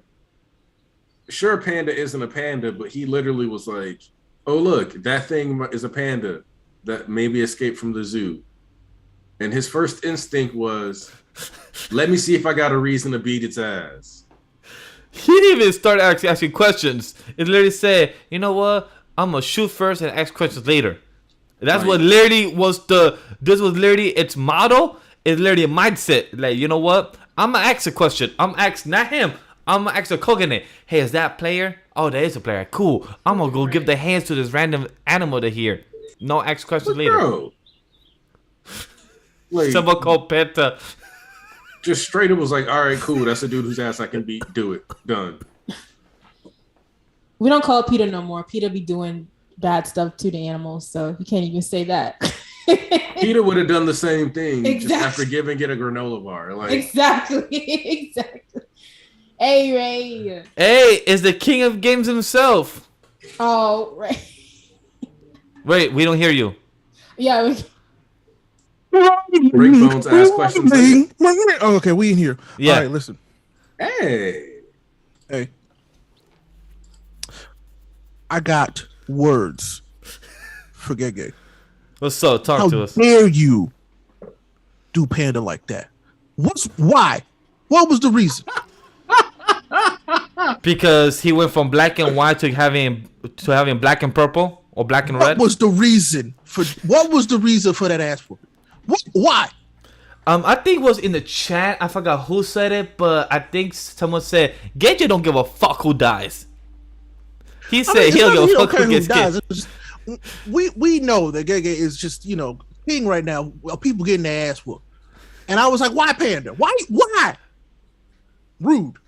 Because Panda just been lounging around being cutie and cuddly and not really, like getting Panda isn't a panda, that's why. I mean, Panda can look like a panda. I mean, he would have thought it was a panda, had that little snitch, not snitch. You know what I'm saying? So, Coconut was doing his job. Don't blame Coconut for doing it. I mean, although that is true. Hey, I'm just a referee here. About how you can use the Kagane, which yes. I was like, good point. I'm waiting for somebody to just add a rule that they have a HUD, like a Kagane edition at all times, so you can just see it's just there all the time, so you can see it. No, this chapter was wild. I was like, I kept going. I'm like, okay, Panda will get a lick in here in a bit. No, Panda will get a lick in here in a bit. No, Panda will get a lick. Okay, that's how it's gonna be. That's true. I'm like, come on, bro. It's true. Did Panda land one hit? No. Did Panda land one hit? I will say that this sorcerer got hands for real though. Bro, in like the worst way. And just like call out, hey, where's Scoon at? You talk about you want the hands, exactly. all the hands. You want the smoke and then some. And I'm like, oh, so you really a problem? And like you out here like that's what I was saying, Ray. I'm like, I feel like this is a character that Kenjaku was like, yo, dog. And then he started fighting Kenjaku. He was like, wait. Hey, stop beating me up. Hold up. I'm trying to talk to you, brother. Right? Slow down. Now listen. So, I knew Sukuna back in the day. And then he, what? Hey. He's like, I always wanted to beat his ass. Stay ready. okay, I can make that happen. Just stop punching me, nigga. Like, chill. Like, So I'm like, this character gonna be a problem. Yes. So I'm like, what's about to happen with this though? I'm like, I know Panda ain't out yet. Like, let's be real. Panda ain't gonna be down for the count yet. Let's be real. But does Panda run and does somebody interfere? So, my questions. I do agree in the comment that this was a weird transition because last chapter we were having our fight with our boy Hakari, and that was going on. We get a whole type of exposition, and then at the last panel of chapter 183, he said, "I'll use skill to grab a hold of luck."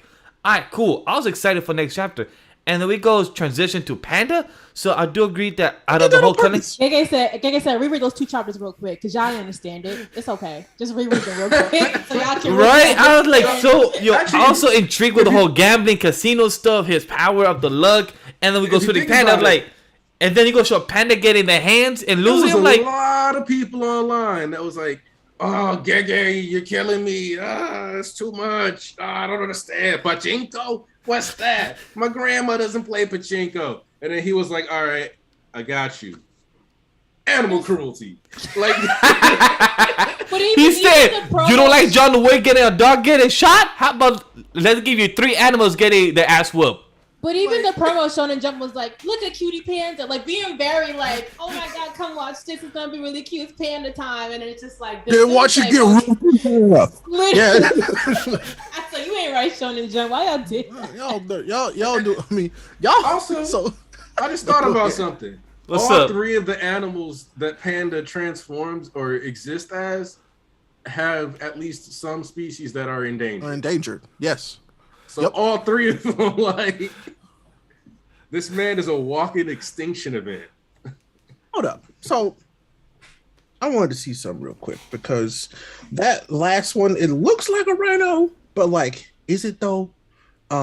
Or is it a triceratops? It's a fair That's question. what I was wondering. I was like, is that really? But That's it's like why it wasn't even there long enough for us to see what it was. That's why the horn in the middle, like.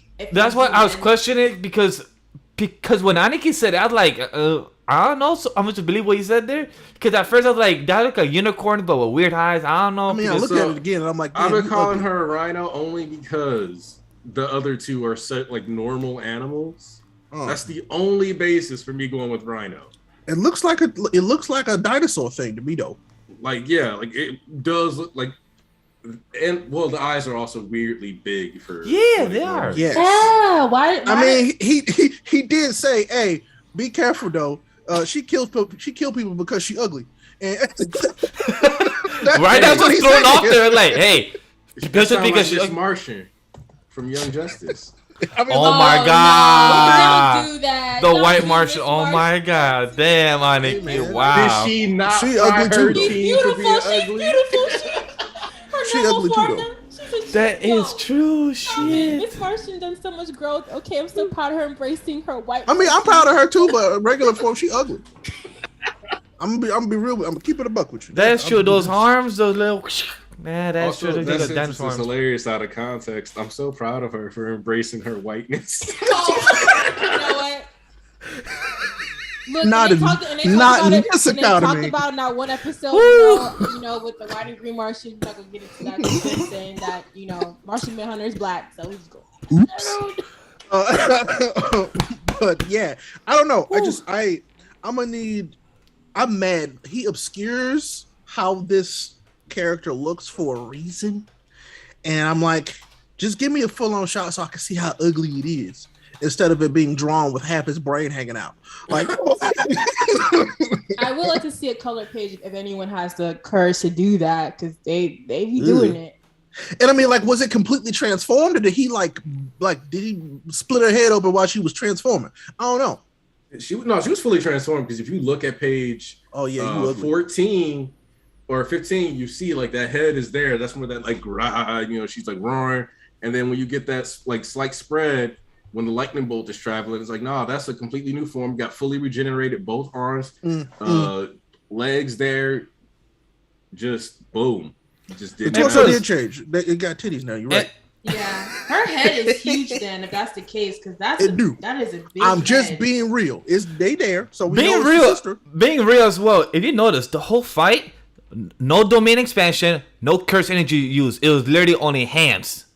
Well, no, they explained his curse technique, or her. I didn't pay attention. They explained that like the curse energy can be done this way. They didn't call it a technique. I mean, you gotta be careful with that. To me, it's a technique. You're using it in a different style, so it's like a different fighting style. So that's how I feel about Divergent Fist. But if you remember back when Yuji was fighting Hajime, or when he got hit with confiscation, his curse technique, since he didn't have one, it took away his curse energy. Personally, I feel like Divergent Fist is a technique that he has not fully acknowledged as a curse technique yet. It's a technique in because my mind, by what energy... like the definition of a technique, that's a different technique. Yeah, right. That's how I feel about it, but it doesn't count as a Jujutsu technique. Yeah.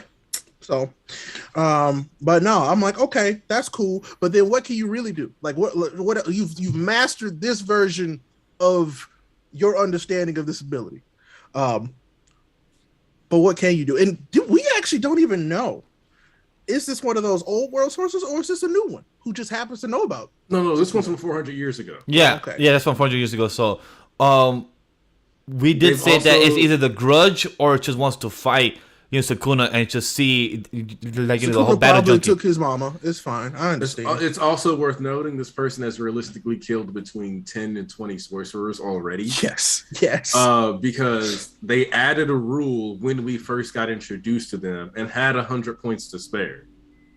Damn. That's wild. Yeah. They catch him bodies. And if you assume that they only got 5 points per sorcerer, then that means they killed 40 people already. That's wild. They probably did quick too. More than likely. So, the first panel, Panda goes, "Oh, it smells like a lot of blood here. Maybe about 3 people, like 3 people in pieces, just out here." And I'm like, "Ooh, no. So you not a nice one at all." So I'm like, okay. This will be interesting. I mean, honestly, when was the last time we saw Panda win the fight? Like legitimately win. Oof. That was a while ago. I think that was about 100 chapters ago. So I'm like, okay. Probably more than that. Because if I'm correct, the fight with Mekamaru, that happened around chapter 40. Yeah. That's early. That was before Shibuya, right? Yeah. Because Shibuya starts at around like 80 something. Yeah. Or like late. Like right when it ends. 80s, 70s. Out of this, I don't even think he won inside the movie Zero. I think he also lost that fight because I think it was Panda and Maki got teleported from the Utah. Yeah. They got bodied. That's right. Literally body. Sorry, Panda. So now, Panda's track record is right now 0 to 3 or 0 to 5. Kill pandas in fiction too, so Panda's fine. Oh, really? Is this facts? I don't think it's. I mean, it could be a cultural thing in Japan. I've never seen a panda die. I'll be honest. You've seen dogs. Yeah. Wow. That's true. With pandas, they're more taken care of as a religion aspect. So maybe they will not kill the panda because Japan and everything. So that would be an interesting type of noted if Gejo does that. So that'd be very intriguing. Pandas, not pandas. I mean, he also did include gambling and Shonen Jump, and that's like a rule that they're not supposed to break. Yeah. He's like, but I did it. But he did it to where that it is was true. Like, but the way he did it looked like it was one of those what you call it games. Oh my gosh. So he did it. Yeah, it's a pachinko. That's gambling. Yeah. But if you think about it, they didn't directly gamble. He's like, did you see me do it? That's literally what he says. Did you see me do it? I don't know. So technically, oh my God, our boy Geji literally put gamble, animal cruelty back to back in chapters. Mm-hmm. When things like that in Japan are not technically legal or frowned upon. I mean, in Shonen Jump, I think one of the rules for being an author is literally, you can't have gambling in Shonen Jump. Yeah. But somehow he did it. He was that's funny. And then have it fight a mangaka. So that's hilarious. That makes it even funnier now. This is why I don't know. I love JJK because it's like you can see how he's thinking. Yeah. Also outside of the story, which is I don't know. It's relatable. You know, like you could like see this is a dude writing the story, and it's great. I love that. But no, this panel is nasty, and I can't believe he did this. Chat. It's so nasty. And Ray, chat also said that Panda is Renji of JJK. Okay, first of all, that is hurtful. Because it's so sad. I'm sorry, Spicy and Aniki. Reggie, every time he does his Zanpakuto out, he gets that L. Bo would be actually the most toughest dude out here. Who said that? Who said that? Okay, wait till Renji versus the superstar. Exactly. The villain. Listen, the villain. Albus. I am the villain in the story. Listen, he ain't wrong. Albus is definitely ain't wrong. Definitely ain't wrong. Absolutely right. Y'all just superstar. Wait till you hear that superstar cheer. Right down. Listen, just jot it down.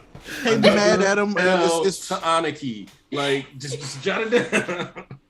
Hey, we gotta have one character that's Renji, and you're right. In this series, it's Panda. Renji is not. No, Renji is way clear. Panda, stop doing my boy like this. I'm sorry, Aniki. No, I'm not. Same question to Panda. Renji, when has he actually won a fight? We spent 4 arcs with Renji getting washed. Renji versus superstar. Bro. Renji is hard-headed. He needed some time. He got one. That's like saying, connect with his own bro, he's dropped every pass he got, but he got that one touchdown. Renji was able to get to a level where he was able to defeat opponents capable of taking on multiple captains. Come on. Don't do my boy like this. It took him. Okay, I'll be honest. It took him 500 chapters. Then Renji and Child were on the same level, but then Renji won a fight. All right, cool. Chad is definitely the Panda there, because Chad is definitely the Panda. I was about to say, Panda is the Child of the group. All right, I would agree to that too. Then I'll agree to that more. Panda is a Chad. I can't fight Chad Panda. I can't. Chad was supposed to give some shine in literally the place of Mexico, Hueco Mundo, and literally Chad got left-handed. Chad went to the place where he was supposed to be the strongest motherfucker there, and still got washed. Look. The full break arc was supposed to be that arc for Chad and Orihime. Chad was supposed to go brazy, and then I think Kubo ended up fighting editorial lot. I mean, it was. But they did the thing that they did to Gohan, with Goku. Oh my god! That's like, nah, move. Main character's got to be here instead. But he was there for emotional support. Okay, he did let Ichigo know that you can't handle everything by yourself. The rest of us, we ain't weak. Like, we got a little something going on. Ichigo was out the game for 17 months, and Chad was holding it down in them streets. Exactly. Yes. Fighting Hollows in Karakura Town. Ichigo did all the work. He said Uri. Uri did all the work. He really did. He lit. Pew, pew, He did. pew, pew, Hey, pew, Yeah, he pew. did. I'll never forgive Jump for rushing Kubo at the end there, because my boy Uryu deserved a bit more time in the sun. This is what I say. The antithesis ability. I don't know why people are rushing Bleach, the 100-year war arc. I'm like, yo, Kubo's probably working with the animators to make that last arc better. That's what I believe, and I gotta hope for. I there's no way that they're not making amends in that last arc. Like, there's got to be some amendments. I don't know why people are rushing it. 100. We got 5 months. It's coming in October. Most of that arc is great. It's like, for me, it was only the back end that thank you. I was about to say, like the last 15 chapters. That's it. 80% of that arc is legit, like, just fire. Yeah. But then you get to the end and it's like, man, Literally I got tired of this. I was talking about Baz B earlier, but we could talk about that. Oh, Baz B. All right. Well, that's enough about Child and Panda. Oh my god! But the art, as usual, like he's got 2 speeds. I don't want to do it, or I'm gonna overdo it. You can tell what. Yo, that is true. Boy literally takes his time, flesh out, curse energy, house it, explain his shit, gambling this, and then if not, one chapter, ass whoop. Because Shibuya was looking kind of sketchy. It was looking kind of chicken scratch at times. I was like, oh, but I get it, But this was like, y'all gonna... This chapter I was like, this is dope. Yeah, I think his team is finally like really hitting their stride with his assistants, and he's got a good system going finally. It's looking good. Yeah, because hasn't he been like they've been sick, right? Right, because of their health. So I do, if that's the case, and I'm glad that they got more help with this. And what I like about this is that sketchy style is still here, but it's it's more controlled now because if you look, it's specifically he taps back into that sketchiness for the punch sequence on page 12 and 13. Yes. Right. But it's still then looks clean again, right again, like when Panda's laid out. So it works for me. It's like it saves them time. It's like we don't need that much detail in this sequence. You just need to see somebody getting their ass whooped. Right. Like Maki. There's barely any writing in that. Like balancing the sequences right is the ideal. Yep, exactly. Pacing. And I feel like it's impressive when you can pull off pacing like that in this. So I don't know. I like this chapter. This chapter was good. But yeah, his sister ugly, he right. And this sorcerer is scary. Still on them looks.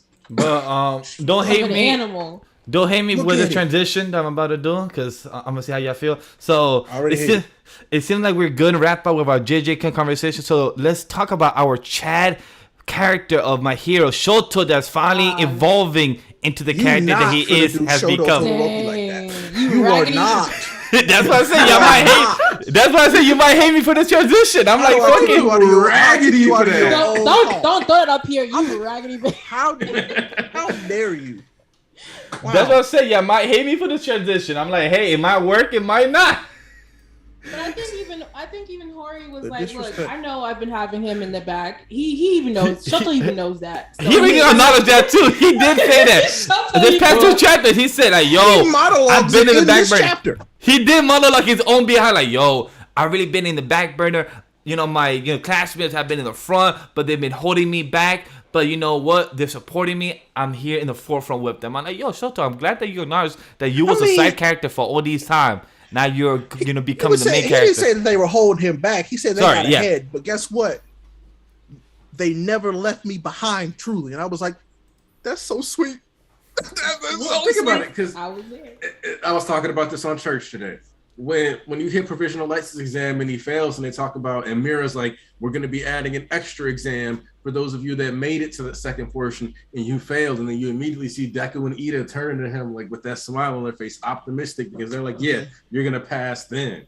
And just like, man, the way that he was there for Deku when Deku was stressing out about what was going on during the overhaul arc. And he was like, nah, I think it's okay to cry. And was like, nah, man, you can have them feelings. And X gonna give it to you. Shoto looks. I'm crying. No, literally, but not even that. I felt like Shoto was drawn even differently in this panel. Like he looked way more sincere. He looked more like chibi. I don't know, like he looked very much more. I guess alive, because he has normally deadpan face, but this innocent. And this is a family matter, right? This is something that he said he has to do. It's like it's what we have to do with my family from what my dad's done. So, but then seeing how he's like, but I believe in myself, and I've been working on this ability and I've mastered it. Like, I loved it. I loved it. I love that change of, I guess, design for him in that moment. Man, I'll be honest. This chapter was like everything I wanted for this fight. To be honest with you, like my preference is I don't like when fights are too long. Sometimes fights in some of these shonen are just way too long. And I was actually worried that this was going to be one that was going to go like multiple chapters. But then I was like, no, Horikoshi, he's never really overstayed a fight to my knowledge. Because I was like, Star Stripe, that fight was actually just as long as it needed to be. When they first fought new half-baked Shigaraki, that fight was about as long as it was supposed to be. So I'm like, no, this was the right length for this fight, which I appreciated. Yeah. Ray, one thing I want to say that he also does is that it goes in rounds typically. So if you're gonna have a fight be longer, there's usually another round 1, round 2, then round 3. Yeah. Because like when you look at the fight against Shigaraki, we had like a couple chapters here. Okay, then we cut away to the villa. 1, 2, 3. Cut back over. 1, 2, 3. Cut back over. Very much like that. And that's how I felt with the end of this. I feel like, okay, so I think we're going to the main fight now. I think we're going to just wrap it up and go. That's what. And maybe come back. I was going to ask you, Spicy, because when I saw your tweet, I was very curious of what you meant. Like, did you like it or not? Because I was not saying confused, but I was like more intrigued of what you meant. Because I was like, I actually like this fight, but then I want to actually, like, what did you mean by that? Like, I was pondering in my head. I probably should have came to a conclusion first before I tweet that. But I think what I just said, where it was like, well, what Aniki just said, where it's like Horikoshi does these fights in rounds, so it's like this fight may not be completely like over, but it is over for what needed to be done right now, so that we can go back to what's been brewing in the background, which Shigaraki is about to F these people up, you know, so let's kind of see. I want to get back to that so bad. Like, take me back there, because they is in danger. Like, I want to see that so bad. This is not okay. But one thing I did want to say about this felt like this was written like an episode of an anime. Yeah. Not like a manga chapter. This was written for anime. It felt like a good pacing that you got a flashback, because I really like this flashback in the beginning, because I love how the students, even Kaminari, even joked saying that, hey, I could put my finger here and, you know, not get burned, or, you know, or not get cold. So it showed that the evolution of Shota, that he's been working on this move since the beginning. And I love the one panel in page 4 that he told to Deku himself, saying, yes, this is my power. And he said, thank you. Because that gives us a reminder. And this just gave me goosebumps, because even Deku told him in the festival fight, when he told him, like, yo, yes, that may be your father power, that may be your mom power, but guess what? You have those two powers in your body now. That is your damn power. And I love how it took him a year or two now to finally understand that same lesson that he learned from Deku, saying, yo, this is my power. This is my shit I gotta deal with. And I just love that very much. I loved how he was like, the thing that my father wanted to help with his, I like reversed it, something like that, and made it like, my own. I was like that was beautiful. Still like an F you, Dad, but you know, you did like still like, hey, Dad, I appreciate you for teaching me this, but guess what? I'm gonna make it my own way. It was like it was a backhanded thank you. I was like, well, hold on, because what he's talking about is also like, my old man sought out ice that could just you know, ice. But you think about it, he's making a fire. A fire that stifles out heat. So, like, instead of ice, that he's no, I'm gonna do what you couldn't do with what you gave that you literally cannot do. Yes, and then this is what you made me for. When he says Midoriya, yes, this is my power. Thank you. What he's saying is like this cold flame, that like phosphor fist that he did last hit. That's what his power truly is at its peak. Exactly. This is what his quirk was always meant to be. This is it without the trauma splitting it in half. This is his power completely. Like, our boy has accepted. Yep, he's accepted himself, and it's like now you can do some real damage. Now this boy is legitimately a threat. I've been saying this for months. Remember the character of Ben 10 that could turn into fire? No, but then I got don't sick? remember. Are you talking about Heat Blast or Heat Blast? Chill? Or Correct. There's like Heat 5 Blast. y'all that watch Ben 10. Yeah, 2 of y'all are here. Okay. All right. So Heat Blast that turns into fire, but then got a cold, and then became cold. Alien Force, isn't it? Yeah. When he gets sick and he makes ice. Yeah. So it literally reminded me that that would be the perfect way for Shoto to understand his own flame, and then it finally happened. I'm like, oh shit! For him to get a cold. Yeah. So like it's just dope to actually see it occur from seeing it as a child. So you know some version of that, but seeing it for Shoto to finally understand that he could do it in his own way, like that was really dope as hell. It was a roundabout way, but you got there. Yes, it was. You got there. Can we just say Dobby looked like a freaking, I don't like almost a Titan at one point? Like he legitimately looks like a Nomu now. If you ask me, I'm like he looks like a burnt Nomu. I want this to like so. I hope, and this is just like a little thing for me, when we get to see this animated and voiced, that Dobby's voice changes in this, because I hope that he like reburns his vocal cords. Like there's a legitimate change in his voice. Doesn't Johnny Young Bosch voice Dobby? So if that's the case, then we might. I do not get recall. That. Right? I just really hope that there's an actual change in his voice during this fight, because that'd be so dope. Also, because they talk about how he burned him before. Yeah, I want to address the choreography in this fight. Because like the way the action flows, this is probably like Horikoshi's action sequencing has genuinely been improving throughout the series. It gets better and better. And for some reason, it's easiest to see it when he's progressing with the Todoroki family because of the way he utilizes flame and thrust. Yep. But like, feels the whole fucking page. Yeah, bro. But like, it's not just that though. Because like, okay, specifically, let's go over to page 6 real quick. Well, okay, so you get the Icebound Crash, Cold Flame, Pale Blade. You got the slash, and when you go to the next page, it's continuing. You can see him like drifting off, and then he stabilizes himself with the bit with the fire.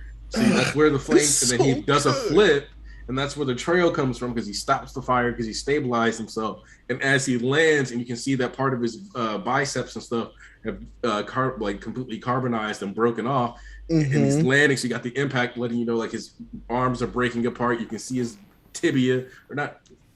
No, that's his own ulnar, radius or ulna. And then boom, hands on the ground. Like this sequence, perfect.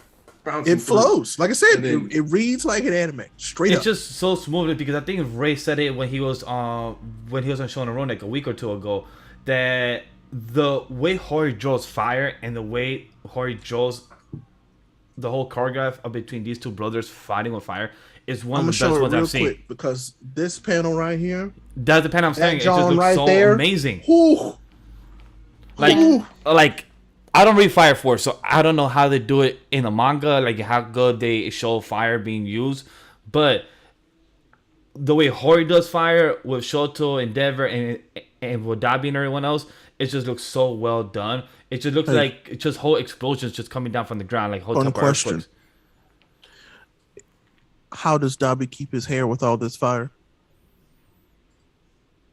His daddy, he got fire hair like his daddy.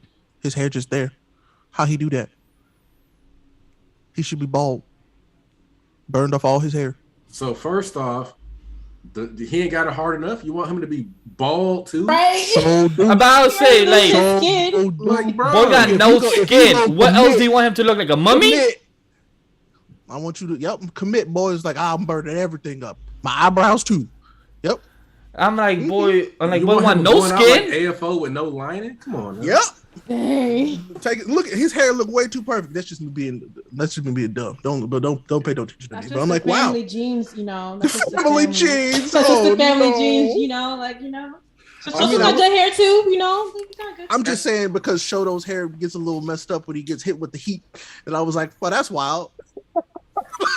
Which the other thing that I want to say is that this is the most DBZ looking fight we've gotten in all of this. Yes. Because like when you look at that build up and like when he's about to build up and release and he's like crouched down, it's like he got the fire in the ice. He's basically got like the Super Saiyan aura, and then he charges off. And then you got the big blast. Like he is kind of almost all of Dabi's attacks look like Kamehameha waves. Yeah, exactly. I was thinking every time he like does draw like any of the Todoroki's, it is like that have powers. It is they all assume more of a DBZ type like situation. So yeah, it makes sense. Man. Chat said, what does it say? Guys, remember how Dabi was in a coma for like 2-3 years? Do you think that was how the doctor done some type of tinkering to his body? Well, that was explained. I think your boy got a wig. It's a wig. Yeah. Okay.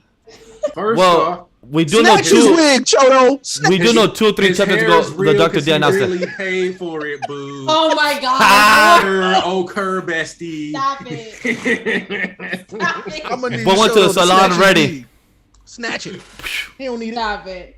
But I think but I do love how I guess panel 13-14, where it's like where he was like cool down, just stop or cool down, like the very thing that Dabi was never able to do, like regulate. That's what Shoto gives him, and I think that was such a sweet moment where it was like, I'm not going to kill you, I'm just going to give the thing that you needed that no one around you could give you, you know, like that thing. And then it's just like seeing them both as kids, like seeing, you know, was just like crying. I was like, oh my god, like they never got to interact with each other. So like seeing that was like really.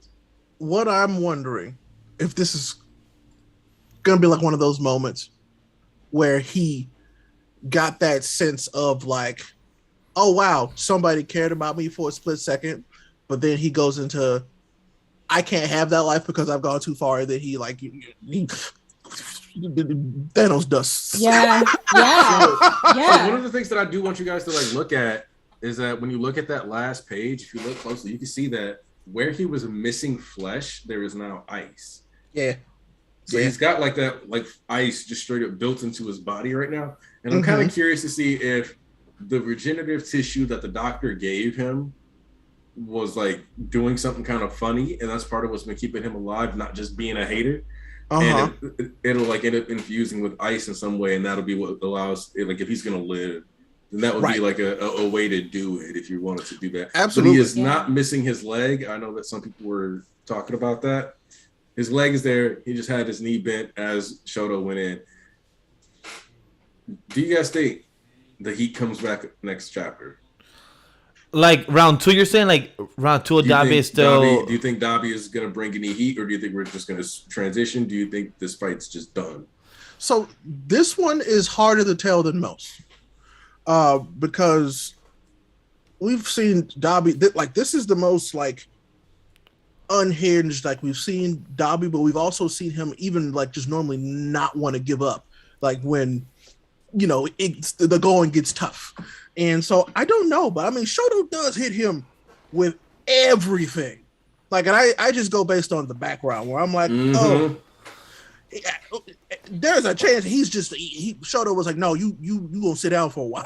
So I'm like, I'm thinking that it's over. I'd be real surprised if he was like, hold up, wait a minute, round 2. I'd be surprised. But I think Dabi needs to have a recollection moment where he needs to process what just happened and what that means, and I think that's gonna take a little bit for him to kind of like. I mean, and it's like, I guess he should be wanting to. I hope he questions like, why didn't you want to kill me after everything I've done? Like, what is wrong with you? Essentially, like, you should have been here to take me out, not try to save me. So one of my things is that I kind of want, like, if Dabi's gonna die, I want his death kind of to be the final nail in the coffin of Shoto's relationship with Enji, where it's like, because he doesn't get the attention of Endeavor here, I feel like Endeavor doesn't deserve to have his family fixed. And that's kind of my stance on it. Like, that's the story's karma for Endeavor. It's not like just you get a happy ending, because if Dabi, who is the victim of him, does not get a happy ending, why on earth? To a certain degree, it makes me wonder if we should even, like, would it be fair to even expect Endeavor to really get a happy ending? When I don't think he does. Yeah, almost everything about his story and the way he talks seems to suggest that he does not expect a happy ending for himself, and that Hori does not expect it. But how do we say that Endeavor himself don't get happy ending, but how about the family, like his mom, his sisters and brother, like they might get happy ending? How do they get a happy ending losing their family? You know what I'm saying? It's like, it's one of those things where there's no, like, by definition for like what people expect to be happy happens. It's just like they survive. Anything. And I think that's what they've all been gearing up for, where it's like, we got to prepare for the worst to happen, because I think like mom and dad both never made some really damaging mistakes, so they all come together as family because they're like, this is our family, we have to at least try. And I think by them trying, and then whatever Hori was to do with Dabi is just going to be that nail in the coffin of that trauma that they've all experienced, and to where they can kind of start that healing process. Because, Endeavor's trying now, but the rest of his family hasn't yet. So, and I think bringing the mom in was really an important moment for that family, which I loved. Yeah, so we'll kind of see after this where they all come to play, because I feel like they might come in, but I don't know, because why else have that moment? But we'll see, because right now we got Shiggy going on, so we'll see what happens with that. But I do think it's going to be just a starting of a healing process for this family if they do have a loss, which I think. A second loss out of that, because they've already lost him twice at this point. And well, because for me, Toya's dead. Toya dead. Oh, yeah. He's dead. This is basically just a living PTSD episode. Like, yes. So this would have to be them trying to like. Trauma. This would have to be them trying to accept Dabi as a piece of their family to replace Toya, which I personally don't see it happening as much as they want it to happen. I can't see. I don't, because so as much as like the rage was keeping him alive thing seems kind of like a trope. I worked in a nursing home for 6 years. I'm gonna be honest with you. I saw a lot of sweet people die quickly. And I saw a lot of bitter ass old motherfuckers live. Like, I mean, you're not wrong at all. Like that's the sad part, So and my question is kind of like, will Dabi like what is going to be his drive to keep living in this fractured state. And that's what when I made the comment earlier of like, oh, has that moment of like, oh, somebody cares for me, and that's when his body gives out. It's like the rage is what literally kept him alive. And now that there was a brief moment where it's like, man, my brother did care about me, even though I hated him. Oops. Well, that was all I had. Keep me going. I'm dead now. I'm with you now. I am for real. I do want to add. Remember when you guys said that in page 7, Abu looks more like a normal there, right? He also remind me of the walking Titan that was crawling all the way straight down. I think that was the Queen's. The Queen's dad. Ew. Yeah, like boy was just walking. Like this one reminded me of the boy. I was like, damn. You ugly motherfucker. I mean, for me, he kind of looked like a weird mix of the Colossal and Armor Titan here. That's what I said. I thought too. I was like, it looks like a burnt up Titan. Like, could you imagine if there was a Titan like this? That would have been so dope. Bro. No, a fire I'm not saying dope. Like this? I'm not. No, Ray. That's a broken character. I don't live there. I don't care. They're dying for my entertainment. I'm about to say, I'm like, everyone will be like, hey, you know what? Instead of stomping in our delight, let's just throw a Titan like a fucking atomic bomb. You literally have the Colossal Titan that throws atomic bomb, but instead of you burning shit and a bomb itself. That'd be dope. I'm not gonna lie. That would have been dope. And not my problem to deal with. So for me, that's dope. Yeah. See, what's funny is that you reminded me that somebody was like, "Do you think any characters in MHA could deal with the rumbling?" And I was like, maybe a healthy All Might. I would say Prime All Might, maybe. Maybe Prime. Or maybe Prime Deku whenever he gets to his Prime Peak version. I don't know if that would ever happen. I'm gonna be real with you. Part of my thing is that like some of these people, I'm like, well, I guess technically like they could just carbonize the shit out of it and be done. Because now that I'm like thinking about how wild and like how powerful the flames from Dabi really are, I'm like, well, I guess technically he could just cook the things alive and it wouldn't be an issue, but it's too many. It's too many. But yeah, that's what I was like. In a rumbling, it's too many. That's how I was like. If we're gonna do a rumbling, it wouldn't be fair to just make one person. I mean, definitely Shiggy. Star and Stripe could probably do some big damage to a lot of them. He could. Star and Stripe could knock out like I guess Aaron. No. I guess before Aaron turns into Aaron. I don't know. Well, I guess the way I look at it with Star and Stripe is she does that air thing. And just starts picking up the Titans and just starts throwing them through waves of Titans. That'll be a long fight. I think she could do it though. So at that point, you just go bowling for Titans with Titans. Like, I don't know. But they're only in Japan. I miss her so much.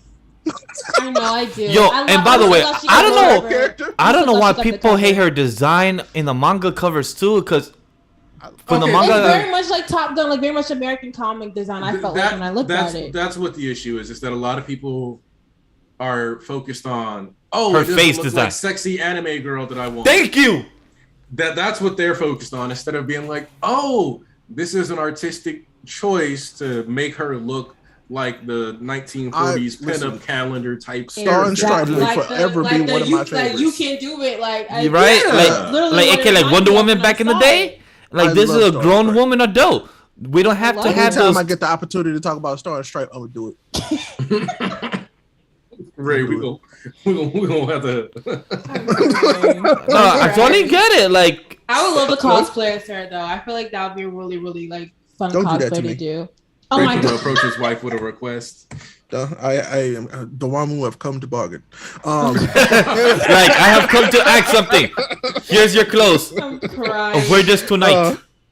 Goodness gracious! But no, I guess I want to talk a little bit more about that final attack. Because there's one thing about Shoto Todoroki that none of his classmates have. This boy does not hold back. No. Like even Bakugo to a certain extent holds back. Bakugo this boy don't hold back. You don't even have to say to a certain extent, because if you look back at final exams, when Kaminari and Mina got excited because they were fighting robots, they're like, yeah, we're going to fight robots. We don't have to worry about Bakugo's the most excited. Bakugo was like, bitch ass nigga, I fight people every day without fear of killing them. Why? Because I control my power. It doesn't matter that I explode you. Bo was excited, like, you. Now what? But it shows how smart you are about quirk, because you know you could kill somebody with your quirk. It shows that you can actually murder somebody with your quirk of explosion or flames. So he's like, this is a robot? I could go literally flame on. I can literally go 100%. That's something that a lot of people can't say. And I love when Shota was explaining his power, having a moment. But Bakugo was like, I can still beat your ass though, nigga. Don't get it messed up. He did say that in the background. He's like, beat your ass. He's like, don't think you still can't. He's like, don't think you can beat me. No, what's funny, he said at the end, he said in the flashback, because our boy Shota said, still, it's hard to maintain it very long. He said, I will last longer and better than you, whip. He literally trying to one-up him still. He's like, I could stay out last longer. I'm like, although I'm gonna be frank with you, with Shoto at this stage, probably could be Bakugo. I think he could. That's hard to say. That's hard to say. See, this is why I'm really excited for whatever Bakugo has coming with this fight with Shigaraki. Because one, I do like the fact that if you remember one of the things that Bakugo said, man, why do we always get paired up? But one of the things that Bakugo emphasized before we got to this part, before we got to the Troy stuff, and was that, you know, being in drip mode lowers his activity time. Like, you know, he burns out faster. Yeah. So him saying to Shoto, I still last longer than you, more than likely they sparred or trained or practiced using their power. Absolutely. Yeah. And that is true. That is true. I wanted to kind of like let people know, like, if you think about Bakugo in this situation, they put him in the best situation for what he can do. All the people that he's with are high maneuverability. Yes. So he can do what he needs to do without being worried about hurting anybody. You know what I'm saying? And they pair, and I love how Hori paired him with Miracle. Like the two like hot-headed characters. I was like, they gonna keep trying to one up each other. That's what he wants. And didn't in one of the like spin-off stories, he actually goes to, he's like trained underneath Miracle. It was Bakugo. It was a team up mission thing. Team mission. Yep. So I love that little like kind of like, you know, thing that her, because you were like, remember this guy. Man, I can't wait. By the way, I know we talked about it earlier, but I really want to get back to that fight so bad. Like I want multiple chapters of that fight. Like my personal, what we were talking about in the church is I want Bakugo being the last man standing. Because I want him to get some time 1v1 against Shiggy. Oh, he got a debt to repay him. Yes. Oh yeah, round 2 for that, or round 3 is in now. Like, where he's not holding back, because even when you think back to like the war arc, he used the lower powered AP machine gun, and then in addition to that, after that point, the only other attack Bakugo uses is literally the one where Shigaraki was like, "Yeah, I'm gonna go in. It's gonna be slick. I'm dripped out. Watch out. Move out the way, Guren Torino. I don't talk to old people. No old dudes in the club." And he was gonna go pull up on Deku, and then Bakugo all the way up there was like, and now that I'm like way up in the air, let me just real quick bounce you into the ground with a gauntlet blast. That's the last. And like Shigaraki, like you can see him in the smoke. He's looking like, wait, what happened? And then that's what leads to him getting hit with that vanishing fist by Endeavor. Exactly. And that's how you get that sequence, and where he's like talking to him and stuff. So and that's like, what gets me excited for this fight that you're bringing up. That if our boy Bakugo could get that 1-on-1, that we see him again, don't hold back, because they're in the air, and when people that could move away and knowing of how Bakugo fight, and most likely he told them ahead of time, saying, yo, once I get the chance to go 1-on-1 with him, I'm gonna go full on. So just be careful with my grenades, with my flame and everything. So that's why I'm excited for Bakugo, and also for his shit talking as well, and for him to say out loud, saying, yo, I'm Dynamite Explosion God Murderer. I can't wait for him to announce that himself, saying that I really hope he doesn't get a chance to finish that sentence. That's one thing that I'm like, Bakugo, you are great, and except for that one piece.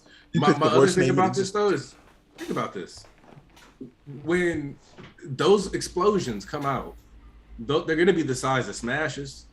Yep. So he's basically just going to be blasting away limbs of Shigaraki every time he tries to get close. Mm-hmm. Which I'm like, so what? What I'm hoping is that he's like, listen, they brought me here to take you out with or without Deku, and so I'm gonna try and kill you this entire time.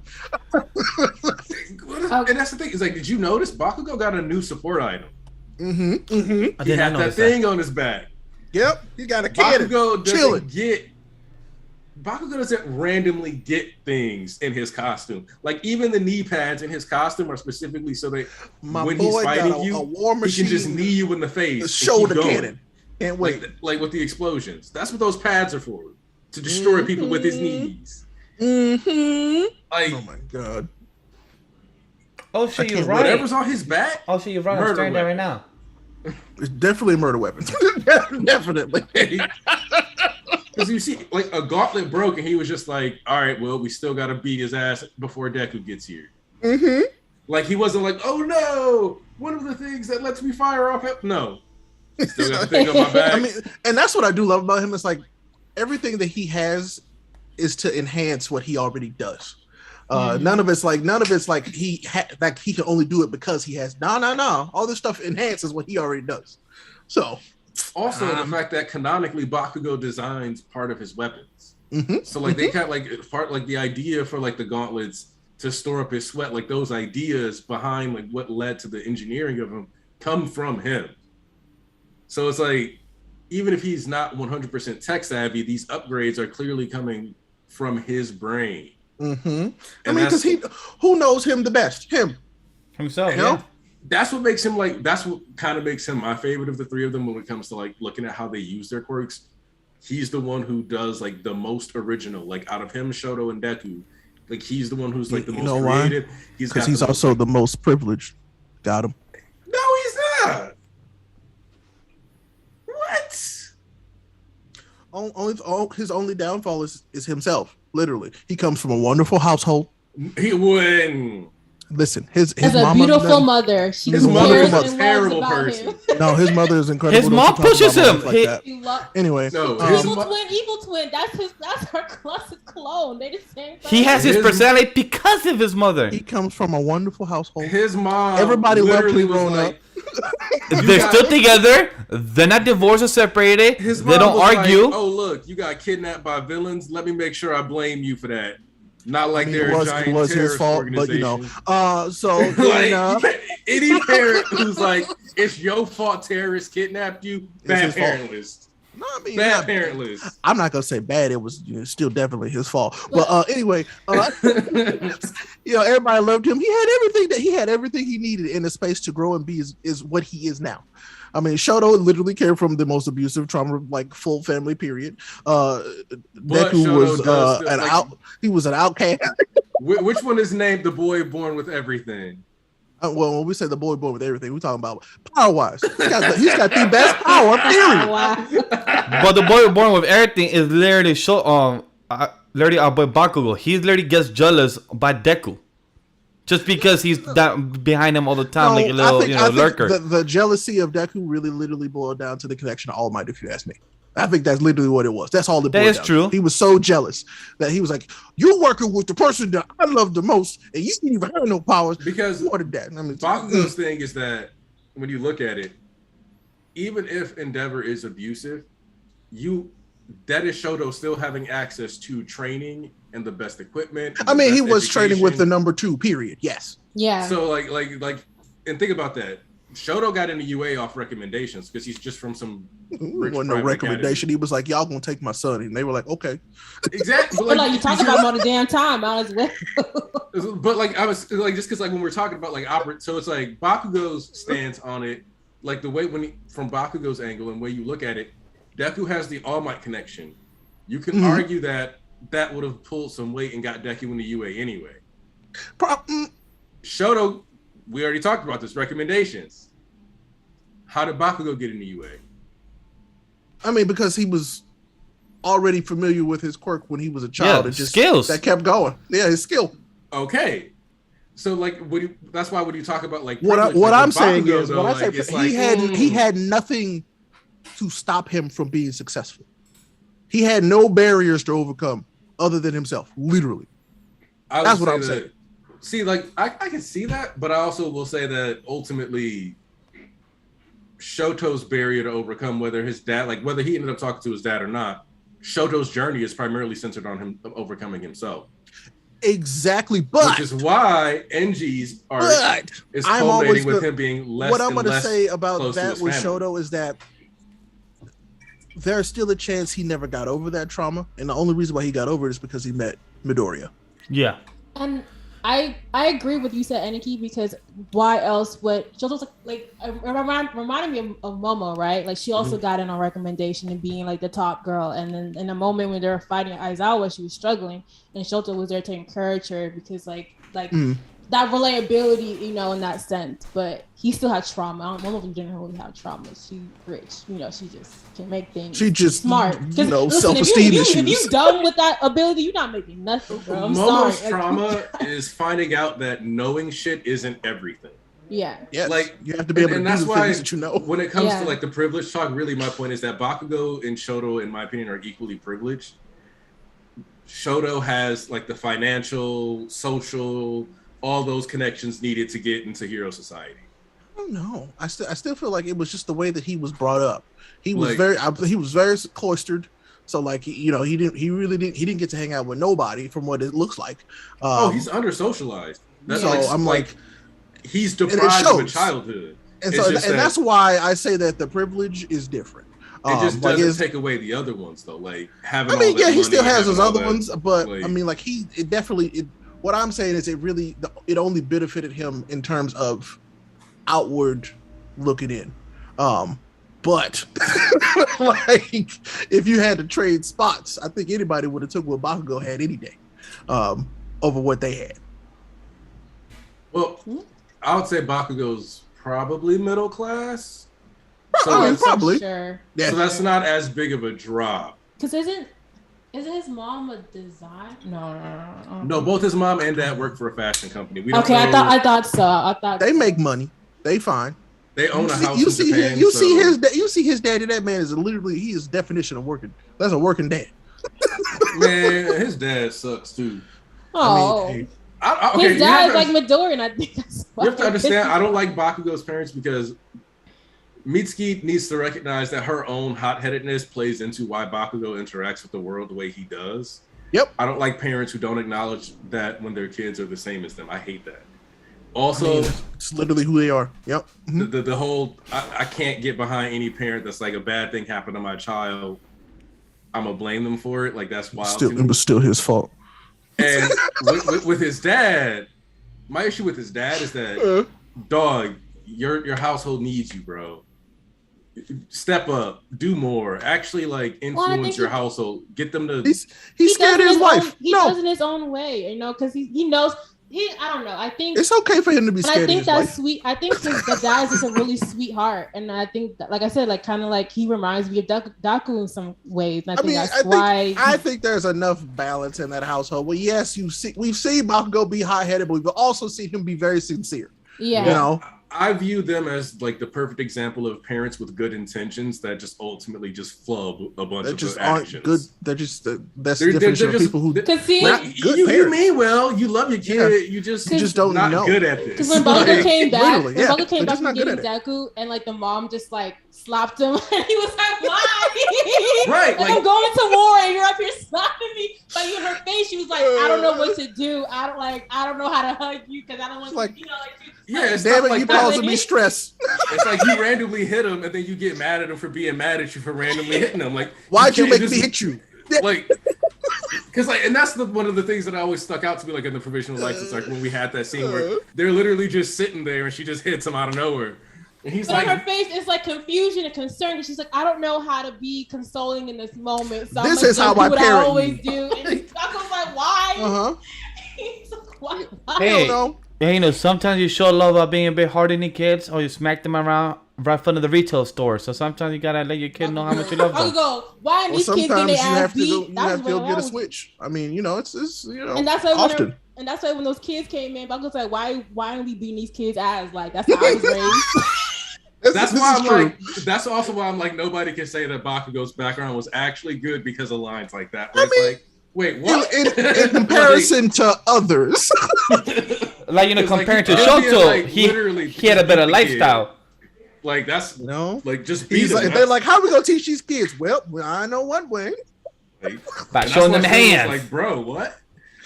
And so I think to a certain degree, like that brought back his trauma. He had flashbacks. That's why I say, like, none of the big three actually have good parents. Like, none of their parents, like, all of their parents might have met well or intended well. Like, even when you find out, like, Endeavor, I just wanted to make up for Toya. I had to make sure that I made Shoto a good hero because I killed my other son. Blah, blah, blah, blah, blah, blah. None of these situations are perfect. Intentions aren't the worst. Right? Like, when there's execution, horrible. Like, in hero society, it's like, what, like, that's a lot, even though they have abilities themselves, like, these kids are actually wanting to be heroes. So it's like, what do you do? But I like the story because it shows real situations, like, in this story, but just with, like, abilities. So, and relatability, whether it's trauma or not, and the way they're dealing with them is, like, the best that they can, and that they're trying and willing to want to change. So I think that's what I love about this series. I mean, I love this story because it really does, like, show a bunch of it built a bunch of characters that in some ways, even with all these weird crazy powers and the situation they're in, they still have spots that make them really relatable, which I was like, this is dope. That's why I love this story. The legislative aspect of it is actually something that I'm like, yeah, what? Hero Safety Commission? Oh, cool. You run a whole exam cycle, you built up, because it's like you factored this in, you incorporated it into your society, you made sure to streamline it how you could.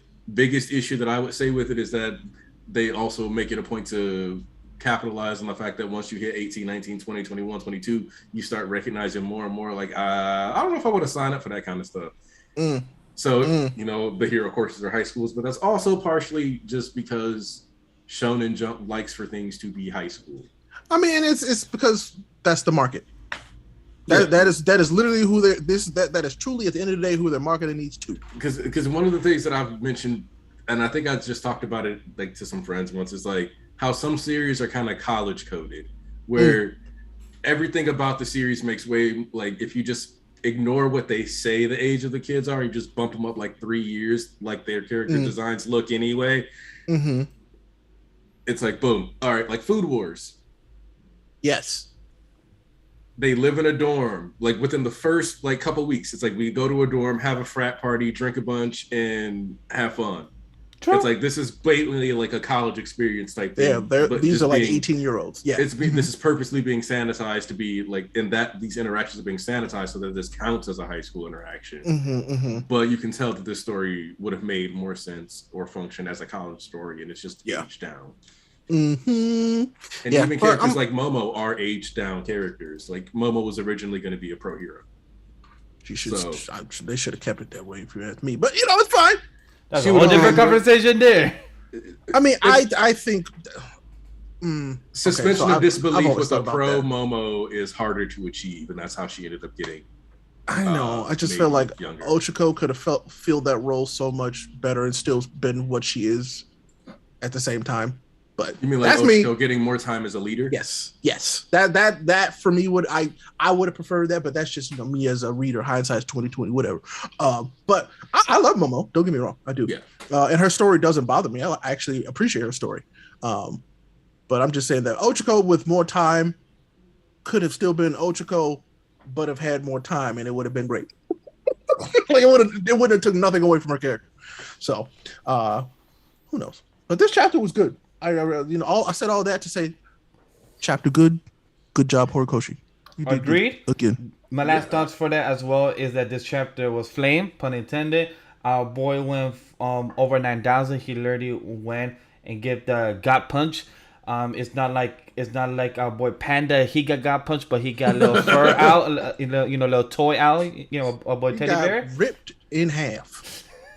But our boy Toya, he's still standing or on his knee. Who knows? We'll find out next chapter what exactly happens if he lost any limbs, more skin, or like Hori could switch and transition into something else.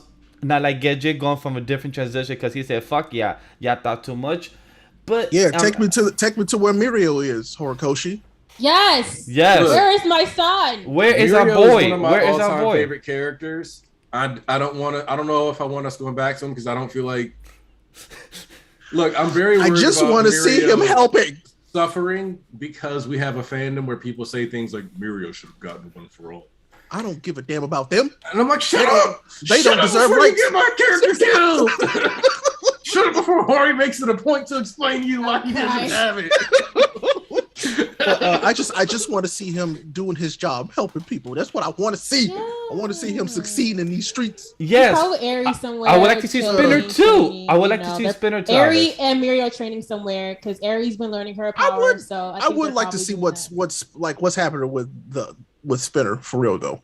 No, Spinner is definitely being kept as an ace in hole because he was shown, but his location wasn't. He wasn't at the main spot. Right. Yeah, so I would truly like to see that. Exactly what Aniki said. Like that's something that was shown, but like these mangakas don't like to waste panels for a certain reason. So if they show Spinner, that means he's playing a key role for what could be happening next. So, like I was brought up. I don't know what you mean, bro. I saw Chainsaw Man. I ain't seen him since. Who's Chainsaw? Because we still haven't heard from him in 2 years. So where you at, my boy? Hey, Fujimoto dropped one shot, and that one shot was amazing. Goodbye, Aerie, phenomenal. I still haven't read that one. I plan to. I still haven't read that one. Yeah, I said the finish Chainsaw Man. That dude is a storyteller. Ridiculous. But, he knows the right story. No, I'm really curious to see where he is. That'll be fun. But Aniki, Spicy, what are your last thoughts about this chapter? Man, final thoughts on the chapter. This is probably I'm hoping for a little extra, of course, just to round out the narrative points of this before we transition to transition and come back. Definitely one of Hori's best chapters as far as action goes and like the choreography. Insane amount of art where it's very clear that, like I was joking about this, but in general, I'm pretty sure the delay for this chapter wasn't a break, but just we need to finish this stuff and then can work ahead on the next one. Just Horikoshi really bringing out his best in like kind of like the most classic shonen style, even with like the Super Saiyan transformation references and how Shoto's drawn in some of these and with the scale of the attacks. So I'm just kind of looking forward to what we got next, especially wherever we go, whether it's Toga, whether it's Bakugo, whether it's AFO and NG, because that would also be a good way to go. God damn, that would be good. I do hope we go back to Toga because that is a fight. I gotta see Toga's Sad Circus. Yeah. Oh yeah. She had hella Nomu with her. She had like 5 Nomu with her. She was rolling deep. Like she was ready for whoever come pull up. I mean, she had her own plan. She knew what she was doing. Yes, she definitely knows what she's doing. So that's a good point with that. Sad Circus. Oh my god, that's a good name. I would like it if Hori actually used that name. I was like, hey, Hori is listening to Ray on stream. Hori, don't be listening to me. I have terrible ideas. Like terrible. That's a lie. That is a lie. You keep doing what you're doing, bro. But Spicy, what are your last thoughts of and what would you like to see? Let us know. Everything Aniki said. Like I think if we get a little something to wrap all this up with what we need to do with the Todoroki family and start getting into like the action right now, you know, because like the series is ending soon, so there's a lot of pin needles and a lot of things, and we're all gonna get to them. So I'm excited to see what we get to next. Awesome. So this was a wrap up for the Shonen Race on the What chat. did you think? Oh, you ain't said what you think, sucker. I did. I thought I did. My fault. Nope. I enjoyed this chapter a lot. Yeah, I did say it because remember I threw the jokes. Okay, Flame On. It was dope to see our boy over 9,000 and just to see what's going on with his. I was hoping you were gonna give it an actual thing. I thought you was gonna say some real stuff this time. Oh, okay, never mind. Okay, now it's Vash. Come on now. Hey, I gotta throw my jokes. I gotta throw my little small tangents there. Oh, okay. Since we trolled though, I do want to say Undead Unluck was great because I missed that part. Well, no, shit. Yeah. We were gonna give the chapter of the week, so I appreciate Alvis for bringing that. Yes, we were gonna do the chapter of the week like always. But on a serious note, I am really happy to see the point of Shoto, to see where he has gone. He was one of my favorite characters from the beginning. Fire and ice type of power has always been one of my favorites. So to actually see him evolve and using some fire and ice type of elements and use some science stuff in there, using your fire and not have it burn but actually be warm and actually use it to cancel your own brother's type of hellfire just like their father. So I love how each of the character has their own type of quirk like their father, some type of big special move, but used in their own type of special way. So that's very beautiful. And I love how Shoto acknowledged of how he was in the back burner. He was the one out of his classmates not moving forward, but he was slowly studying there, and he finally got there where his classmates said, yo, come with us, come join us, and you finally got there with your classmates. So that's a beautiful thing. And our boy, and plus our boy Ida, he must have been burning hot in that suit of armor, because damn, you was literally nearby there. You must be sweating bullets in the armor. He knocked the mother heroes out. The mother heroes, Blazing was like, damn. Yeah, Blazing said, you got this, boy. Like, you got this. I'm burning up here too. So you got this. So overall, this chapter was flames, pun intended. Like I said, I'm glad to see Shoto up there with his classmates and up in the same boat. So that was great to see. But this was the overall great weekly Shonen Jump of chapters. So, like Alvis brought up, chapter of the week. Aniki, like you said, you want to quickly talk about Undead, because that's my chapter week too, but I'm going to let you go first. I'm going to be honest, my chapter of the week is still MHA, but I did want to think about Undead because it was still... Because here's the thing, I'm a huge Victor fan. Ooh, same. Finally getting Victor back in the story and that coming into play and us getting the explanation on the brain court is one of the things that somebody pointed out was that if you go back to like the first chapter, he talked about like, oh, I usually keep only about 100 years of memories active, blah, blah, blah. And now we see him kind of going all out. One Piece, it was interesting. We'll see what happens. Yeah, like I didn't have much to say during the One Piece. I felt short talking about it, which I'm not sure if that's a good thing or a bad thing, but it felt like I kind of wanted more of the flashback. It felt too short given, felt too fast paced. I felt like we usually Oda gives much longer flashbacks. That's why I felt like it was a bit weird. Like, wait, Oda usually give us more. So I was more a bit underwhelmed from that. Like, okay, you gave us this, but you kind of skipped more. Like, you just gave information, but you didn't really show it. So that's weird of you, from Oda himself. He's known for flashbacks. He literally likes to stay there sometimes. We got an 8-chapter flashback for Odin, basically. Yeah. So, like, I like the info we got on Kaido. I just want Kaido to have more story next chapter. Same. Ultimately, what it comes down to, I need a bit more out for Kaido. And then I was talking to one of my buddies, and we were kind of discussing, like, do you think the One Piece opening spoiled it? Maybe Onigishima's going to come alive. In which case, if we did have that happen, Big Mom mentioned that Kaido owes her a life debt. Onigashima is currently sealing the hole. If she cashes in on that life debt and turns Onigashima into a homie, maybe we got something there. I see what you're saying, yeah. Man, you was just speaking a whole different language to me. I understand shit you just said. Hey, I know. I'm sorry, bro. That's why. Don't apologize. I understand shit you just said. I don't know what's happening. Ayashimon, fun. I'm glad we got an explanation. We'll see what happens. Agreed.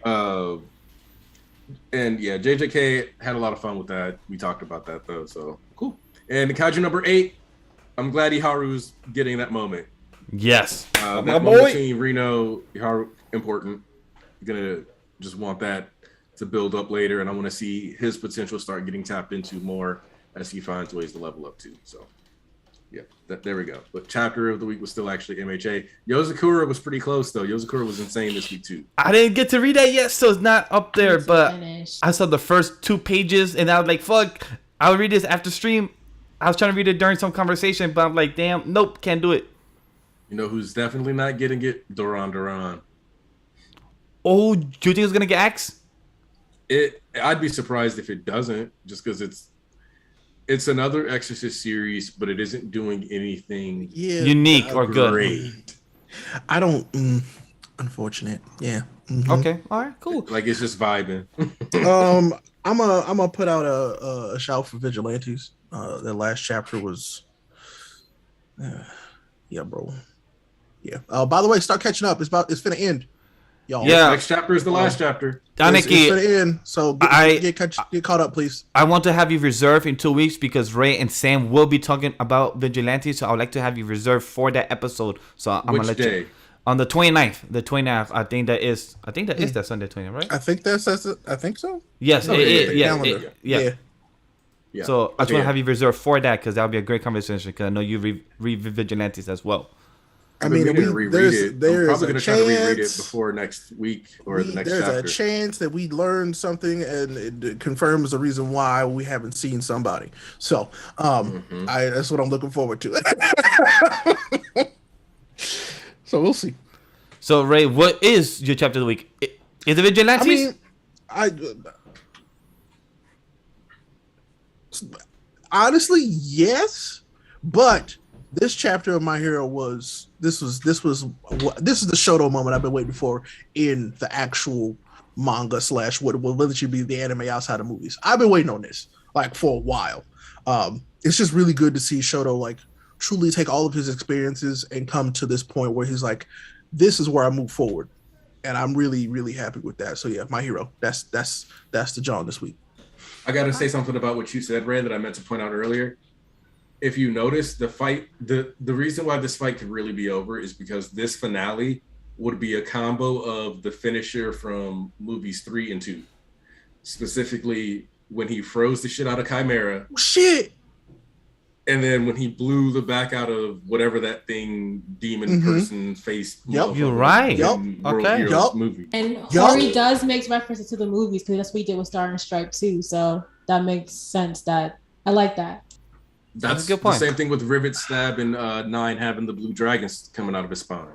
Yes. That's a good point. Man, I need to rewatch those movies. They're good. Yo, Spicy, what's your chapter of the week of your first issue of this issue Jump 24? Definitely My Hero. Kaiju No is a close second. Because I just love Ihara. That's my son. And when I saw him, I was like, he has the mohawk, and I'm like, that's my kid. That's my son. I'm not surprised. But yeah, My Hero was like what it needs to be, especially for this character for Shoto. Like definitely like long overdue. But it was done so sweetly, which matches Shoto's personality. So it was really nice to see him kind of like come into himself. Although, okay, so I love Ghost Reaper Girl, and although the last chapter was very I need to catch up on that. The last chapter was very predictable, but it's only because the creator they've been sick. So now that we get this conclusion, I think we're gonna get back into the hot fire because Chloe has a new ability that's like very Ruby, very Scythe Girl, and I love Scythe Girls, so I'm really excited with that. So that might be changing soon, but definitely My Hero this week. For me, my chapter of the week was definitely Unluck. For those, like Aniki said, for those that are fans of our boy Victor and hasn't shown up since like chapter 55 to 60 around there, but literally shows up many chapters later. So and the conversation, the dialogue of him asking like, for those that have seen Doctor Strange, are you happy? For this question, what is your justice? What is your vision? And are you willing to actually do this justice? And that's a beautiful line for you to ask your own other personality, our boy Andy, to see that. And the way the panel, the art in this chapter, and the way they're like, are you willing to put the weight of the world on your shoulder to do this, to actually succeed your type of justice, your type of vision? That's such a powerful thing to ask somebody. That's a powerful thing to even push yourself and willingly to do. That's such a beautiful thing to do. So I love this chapter of Undead. Close second is definitely My Hero. If I read the chapter about Mishizuka family, like Aniki, I probably would have had that in top 3. But right now, top 2 is definitely Unluck and My Hero getting me a 4 this week issue of 24. So that is it. Aniki, give your plugs. Where can the good people find you of the Church of MHA, my young priest? You can always find me as Aniki Smash FSP, whether it's on your TV. No, I'm kidding. I'm not on TV. But not yet. Who knows? Who knows years from now? Who knows? But Twitter, YouTube. I keep telling myself to eventually start doing Twitch streams on Magic the Gathering. Ooh, fire! I like to play MTG a lot, so like I got plat last month. That means started chilling. Okay. Bet we need to play because I love Arena. Arena is one of my favorite things to just do. Like, that's what I see of said person tweets all the time. Like, oh, she plays too. That's dope. Yeah, no, I hit Platinum Arena last month, and then I was like, all right, cool. I can hit top 50% of the player base. I'll get back to this. So I need to play ranked again this month so that I can get back up to at least Platinum and actually see how high I can go. Because here's the thing. In April, I went from Bronze 4 to Plat 4 in 1 week. Ooh, that sounds good. From what I could assume from that. What is you running? I was running ninjutsu deck. Oh, okay, that's fine. That's fine. No shade. That's fine. Okay. What are you running, Ray? I mean, Black Dragons. Okay. Yeah. I've been playing with the new set a little, the new counter set and stuff. The Falco decks. Fine. I want Godzilla. All right. But yeah, so Aniki Smash FSP is where you can always find me. All right, Spicy. Where can the good people find you? Yeah, y'all can find me on Twitter, Spice Lady ENT. Find me on Twitch, Spice Lady Gaming. I stream every Tuesday, Wednesday, Thursday, and Friday. I stream some Tuesday, yeah. And we have Spicy Talk Tuesday. We talk about what's been happening in the week, entertainment. We kind of chill and vibe, and then we play a random game. And then you can find me on Instagram, Spice Lady Entertainment, and YouTube, Spice Lady Talks. Awesome. And Ray, I believe you tweeted out saying that there might be a stream soon. Is that true? That is true. Just turn on notifications on the stream so you know when it goes live, because I can't be liable to give you an actual time when it's going to start because I have a newborn. So, yeah, she runs this house now. So y'all got to wait. All right. That's fair. It's true. I totally understand that. So you can find... honest. Honesty matters. With that being the case, because I don't watch Hunter x Hunter yet, but you know what, my honesty will be coming true sometime soon, because that may be the case. But you can follow Anime Lily on Twitch, on YouTube, like where you are here. Subscribe, do the like, do the comment, check the links down below, do the whole shebang. Follow my personal, check the team personals, all down below where to find them. And I appreciate for everyone watching. And I appreciate it. Anime Lady is on Thursday. The podcast. Anime podcast is on Wednesdays now, 9 p.m. EST. And Sundays, Shonen Ronin will always be starting at 1 p.m. EST, 1:30 p.m. EST. So definitely check and press the notifications for everything to be updated and be notified. Other than that, guys, see you on the next one. Bye. Hasta luego.